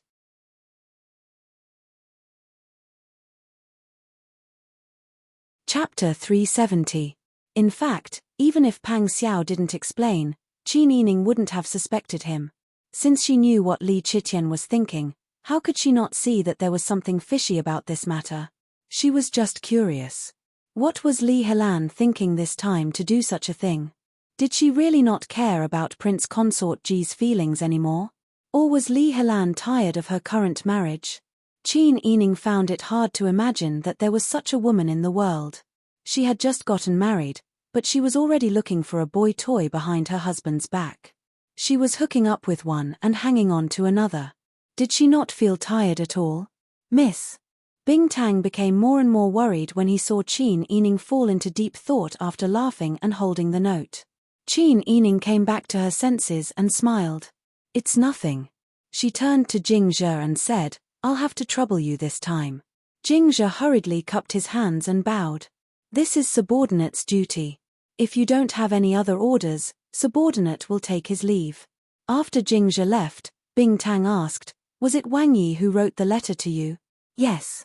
He even wrote a note to explain the rumors out there." Qin Yining put the letter back into the envelope. She wanted to burn it, but then she thought that since her father had already tacitly approved of her relationship with Pang Xiao, it would be a pity if she didn't keep such an interesting letter as a memento. Thinking of this, Qin Yining handed the letter to Bing Tang. "Keep it for me. Put it together with the jewelry just now." Bing Tang couldn't help but laugh. "Miss, aren't you afraid that people will find out that you and Wang Yi are having a private affair?" Qin Yining raised her eyebrows innocently. "There are even worse rumors out there. Maybe someone will write a book about how I was kidnapped to the Prince Zhongshian's residence. Why would I care about a private affair? Miss, you're just going all out." "Wrong, this is called being free and easy." The maidservants chatted and laughed, causing Qin Yining to also laugh along. Seeing that Qin Yining did not hold any grudges, Ji Yun and Xian Yun secretly heaved a sigh of relief. When they thought of Li Helan, They became even more annoyed. She was the eldest princess of a noble family, and she was already married. Moreover, her husband was such an outstanding person. However, the eldest princess still didn't know how to be satisfied. Not only did she flirt around all day, she even coveted Wang Yi. Wasn't this deliberately making things difficult for him? Ji Yun and Xian Yun were both nurtured by Pang Xiao's side. Naturally, they hoped that Pang Xiao and Qin Yining could be sweet together. The appearance of someone like Li Helan made the two of them very angry. Qi Yun even fantasized that it would be great if he could teach Li Helan a lesson. At this time, in front of the prince consort's residence, Li Helan was wearing a magenta-colored large-sleeved jacket with embroidered floral patterns. She was wearing a yellow dress and a red cloak with a white fur collar. She was currently glaring at the doorman blocking her path. Open your eyes wider and look at who this princess is. This princess is the eldest princess. You even dare to block this princess's path. Do you not want to live anymore? Eldest princess, please calm your anger. The doorman was a tall man. He stood straight and his short robes made him look more like a soldier than a doorman. His words were also very straightforward. The Marquis has ordered that no one is allowed to visit. Eldest princess, how about you go back first? When the Marquis is free, he will naturally come find you. Li Helan's eyes were red from anger. What kind of words were these? What kind of words were these? This princess is the eldest princess, yet she has been rejected outside her husband's door. She has to go back and wait for him to be free. Has your head been clamped by the door? Has there been such a rule since ancient times? Li Helan reached out to push the door open. The doorman took a step back and stood in front of the door. He lowered his head and said, "Eldest princess, please don't blame me. This little one is the Marquis' servant, so naturally I will listen to the Marquis' orders. If the Marquis says he won't see anyone, then he won't see anyone. Eldest princess, please go back." Li Helan finally heard it clearly. This person called Jiziyu Marquis and not Prince Consort. So this person really was Jiziyu's trusted aide. Perhaps he was even brought back from the military. Jiziyu actually had a soldier stand in front of the door. Could it be that he wanted to block her? Tears welled up in Li Helan's eyes, and she immediately began to cry. The doorman lowered his head and did not look at Li Helan. It was like he did not see her cry at all as he stood there motionless like a piece of wood. At this time, the door to the prince consort palace was pushed open. Ji Ziyu was wearing a white robe with a grey fur coat on his shoulder. His lips were slightly curled as he turned around to say something with a faint smile. Behind Ji Ziyu was the incomparably handsome Pang Xiao wearing a purple robe with a jade crown on his head. Perhaps he never thought that Li Helan would be blocked in front of the prince consort palace, but Pang Xiao's footsteps paused before he came forward to give a bow. Greetings to the eldest princess. The faint smile on Ji Ziyu's face had already disappeared. When he looked at Li Helan, his eyes were calm and there was no expression on his exquisite face. He also gave a bow with Pang Xiao, greetings to the eldest princess. Because of all the rumors outside, Li Helan was worried that Ji Ziyu would think too much, so she quickly came to explain. Who would have thought that Pang Xiao would move faster than her? Moreover, the prince consort palace did not allow her to enter, but Pang Xiao had swaggered out. Even if Li Helan knew that Pang Xiao and Ji Ziyu had a life-and-death relationship, she couldn't help feeling angry. She was the eldest princess. Could it be that her status was lower than a prince with a different surname? What does the prince consort mean by this? Li Helan asked in a deep voice. Ji Ziyu stood up and said in a voice that was neither servile nor overbearing, "What is the eldest princess asking?" The doorman said that the prince consort palace does not allow anyone to visit. Why is it that this one, the person closest to you, is not allowed to enter, but the prince consort palace allows Prince Zhongshiren to enter? Or could it be that the prince consort only ordered people to stop this one and allow anyone else to enter? Are you only targeting this one? Ji Ziyu heard this and looked at Li Helan without any expression. His voice was calm as he said, "Why does the eldest princess think this? Could it be that the eldest princess thinks that I have a reason to target the eldest princess and not allow you to enter?" Li Helan's throat choked. She had forgotten her reason for being angry, But now she remembered it. She looked at Pang Xiao standing behind Ji Zheyu and looking at her with disdain. Li Helan felt her ears burn and she couldn't help but look away. Ji Zheyu frowned and said, "Could it be that the rumors outside are true?" Li Helan quickly said, "No, this one."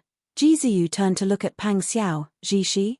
Pang Xiao frowned, "Ah Lan, you should know my character." Ji Zheyu looked at him with a dark face. "I know what kind of person you are, but similar things happen again and again. How can I trust you?" "Ah Lan." Pang Xiao frowned and his phoenix eyes flashed, "You and I have been brothers for so many years. Am I the kind of person who would steal my brother's wife? If you're not, then why are there such rumors outside? Could it be that it's the eldest princess's fault?" Ji Zheyu suddenly pulled out the soft sword at his waist. With a shake of his hand, the sword suddenly became straight. "Pang Zhishi, you can't play with your friend's wife. Do you understand? You know what kind of person I am. How could I do such a thing? If you didn't take the initiative, could it be that the eldest princess seduced you? If you're a man, you have to admit your mistakes. What's the point of hiding?" Ji Zheyu was extremely angry as he swung his sword to stab. Pang Xiao was startled by his sudden movement and quickly dodged to the side. The two of them actually began to fight in front of the prince consort's residence. Li Helan was simply stunned seeing this. How could she have thought that Ji Zheyu would actually fight for her? Normally Ji Zheyu didn't care about her. That kind of cold attitude made Li Helan lose confidence. Seeing Ji Zheyu this angry, he clearly still cared about her. Otherwise, with the brotherly feelings between Ji Zheyu and Pang Xiao, why would they fight? Li Helan's heart was filled with sweetness and satisfaction. There was also a little bit of pride as she felt her vanity being satisfied like never before. But thinking about Li Qitian's orders, Li Helan suddenly felt a chill run down her back. Seeing the two of them fighting, Li Helan had to admit that her royal brother's plan had worked. At this time, Ji Zheyu's sword pierced Pang Xiao's arm and blood began to pour out. "Ji Lan, you bastard, you're still being serious. Are you still brothers? Playing with my wife? What kind of brother are you? Bullshit." Pang Xiao was filled with anger when he heard this. He also fiercely kicked Ji Zheyu's shoulder. Ji Zheyu was kicked back 2 steps. He angrily threw down his sword and began to fight with Pang Xiao with his bare hands. The two of them had high martial arts skills, but the two of them were fighting without any rules. They were like 2 children fighting over candy. The doorman and Huzi both came forward to stop the fight. The servants of the prince consort's residence heard the commotion and quickly came forward to stop them. This kind of chaotic scene attracted the passers-by to watch the show. The prince consort's residence was surrounded by high-ranking officials and nobles, so most of the passers-by were the servants of the neighbors.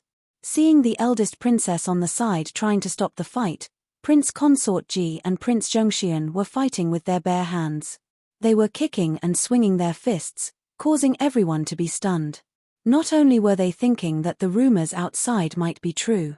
Li Helan anxiously circled around the two of them and kept shouting, "Stop, this one orders you to stop." But the two of them ignored her. Only when the two of them had wounds on their faces and one of them had blood flowing from the corner of his mouth and one of them had a red patch on his forehead did they stop. They were pulled back by their servants as they angrily stared at each other while panting. Pang Xiao wiped the blood from the corner of his mouth and turned to leave. Ji Zheyu rubbed his red forehead and pursed his lips as he watched Pang Xiao leave with his people. Finally, he turned to return to his residence. "Prince Consort." Li Helan came forward to hold Ji Zheyu's arm. "You're injured, this one will help you apply medicine." Li Helan's tone was unprecedentedly shy. Ji Zheyu helped her up and coldly said, "If the eldest princess wants to serve me, you can tell the mama and send this official over. The prince consort's residence is not a place you should come to, please go back."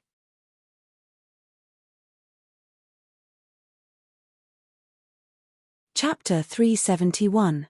Translator, Endless Fantasy Translation Editor.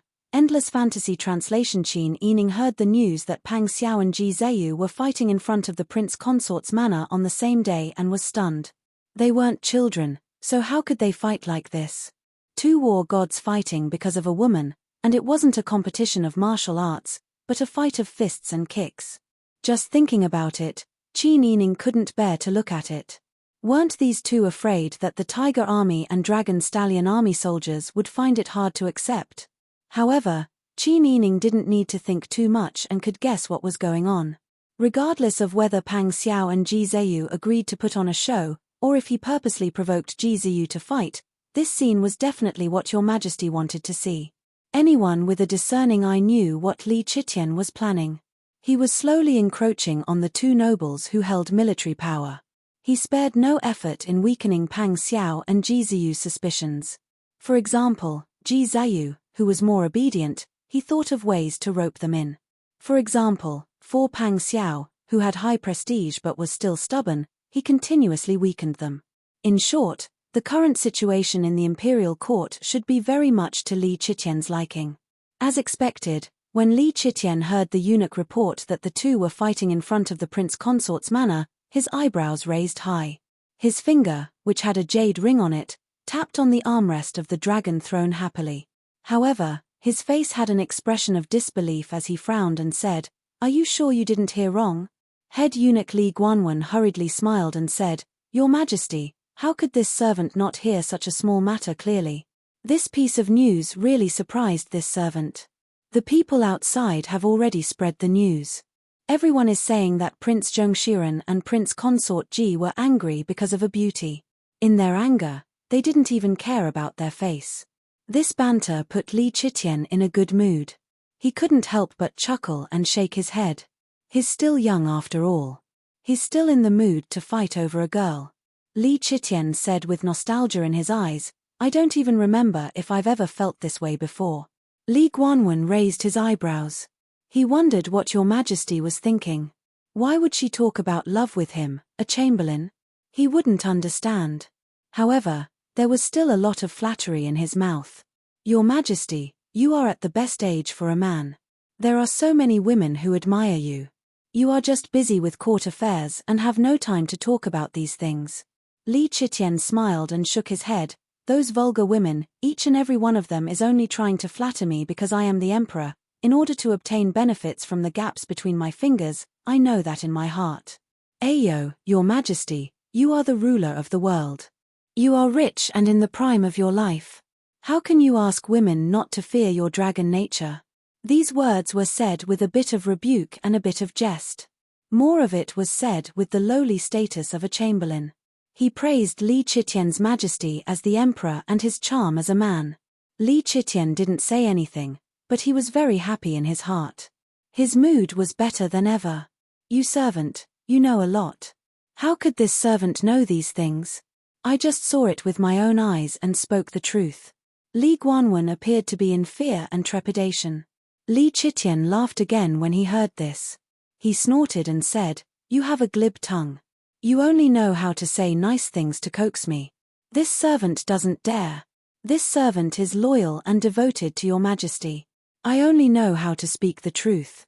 Li Chitian finally couldn't help but laugh. "I know you are loyal. Forget it. You go to Prince Zhongshiren's residence and Prince Consort's residence for me. Call the imperial physician and take a good look at their injuries. Don't make their injuries too serious." Li Chitian stood up and paced a few steps with his hands behind his back. He shook his head and said, "They are both pillars of the country. The war hasn't even started yet, but they are already killing each other.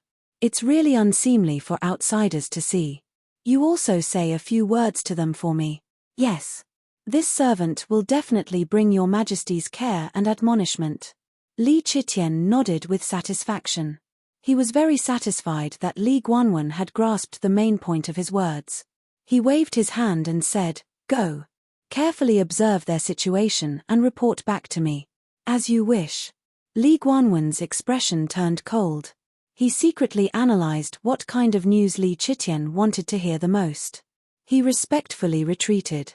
Li Guanwen first took Imperial Physician Ma to the Prince Consort's residence. Ji Ziyu's handsome face was cold like an ice sculpture. Facing Li Guanwen, a great eunuch that many officials wanted to curry favor with, he only nodded slightly. Li Guanwen didn't dare to neglect. He respectfully bowed and quickly glanced at Ji Ziyu's red and swollen forehead. He lowered his head and didn't dare to look. Imperial physician Ma took Jizuyu's pulse and examined him. He said, "Prince Consort, these are all superficial wounds. It's not serious. Apply some medicine to promote blood circulation and remove blood stasis. It'll be fine after a massage." Jizuyu faintly responded. When Imperial physician Ma went to instruct the servants on how to apply the medicine, Li Guanwen said, "Prince Consort Ji, Your Majesty instructed this servant to ask you what exactly happened." Jizuyu coldly snorted. "Pang Zhishi is too much of a bully. She deserves a beating." He angrily flicked his sleeves and left. Li Guanwen stood in the same place. He knew that Jizuyu's personality was like this, so he didn't bicker with him. After Imperial physician Ma instructed the servants in the Prince Consort's residence, he went to Prince Zhongshiren's residence. The reception in the Prince Consort's residence was much more enthusiastic than that of the Prince Consort's residence. The doorman passed the message inside. Not long after, the Prince Consort's chief steward, Shu Weiji, came out to greet Li Guanwen politely. "Chief Steward Li, please take a seat inside." "You flatter me. I came here by imperial edict and am in a hurry to report back. May I know where Prince Zhongshiren is?" A trace of embarrassment flashed across Shu Weiji's face. He tried to cover it up and said, Prince Zhongshiren will be coming out soon." When Li Guanwen saw this, he became even more curious. Shu Weiji led Li Guanwen to the front hall first. He accompanied him on the side and urged the servant to pass the message inside. He lowered his voice and instructed, "Just say that Chief Steward Li from the palace is here. If Madame Pang wants to be punished to kneel, wait a moment." The servant hurriedly left. Li Guanwen keenly caught the words Madame Pang and kneel as punishment. He couldn't help but feel surprised. He didn't expect that Prince Zhongshiren, who was like a tyrant, would be punished to kneel at home. Li Guanwen thought for a moment and suddenly realized something. He didn't expect Madame Pang to be so dignified when she returned to Prince Zhongshiren's residence. Prince Zhongshiren, who had outstanding military achievements, was also so filial. He actually listened to whatever his DI mother said. Li Guanwen repeatedly clicked his tongue. He felt that Your Majesty would definitely want to know about the interactions between Prince Zhongshiren and his DI mother. Therefore, Li Guanwen immediately put on the airs of the chief of eunuchs and said, "Your Majesty also ordered me to send my regards to Madame Pang. Why don't we go and see?" As he said this, he stepped into the inner residence. Shu Weiji's face turned pale when he heard this. He anxiously scratched his ears and cheeks and said, This is not appropriate. Our Wang Yi will be coming out soon." Li Guanwen dragged his voice and looked at Shu Weiji with great dignity. "I came here by imperial edict. Are you going to defy imperial edict?" "I don't dare. This lowly one doesn't dare." Shu Weiji's body trembled. He hastily bowed and apologized. He said with great fear, "I hope Chief Steward doesn't take offense. Since Chief Steward came here by imperial edict, I think the master inside won't have any complaints. Chief Steward, please come with me. You're tuning in to the Dreamy Chapters YouTube channel. We're so grateful for your support and don't forget to subscribe to join us on this incredible journey through captivating stories. Your generosity through donations truly makes a world of difference, as it's the primary source of revenue that allows me to expand and enhance this channel for you. Thank you from the bottom of my heart for being a part of this adventure.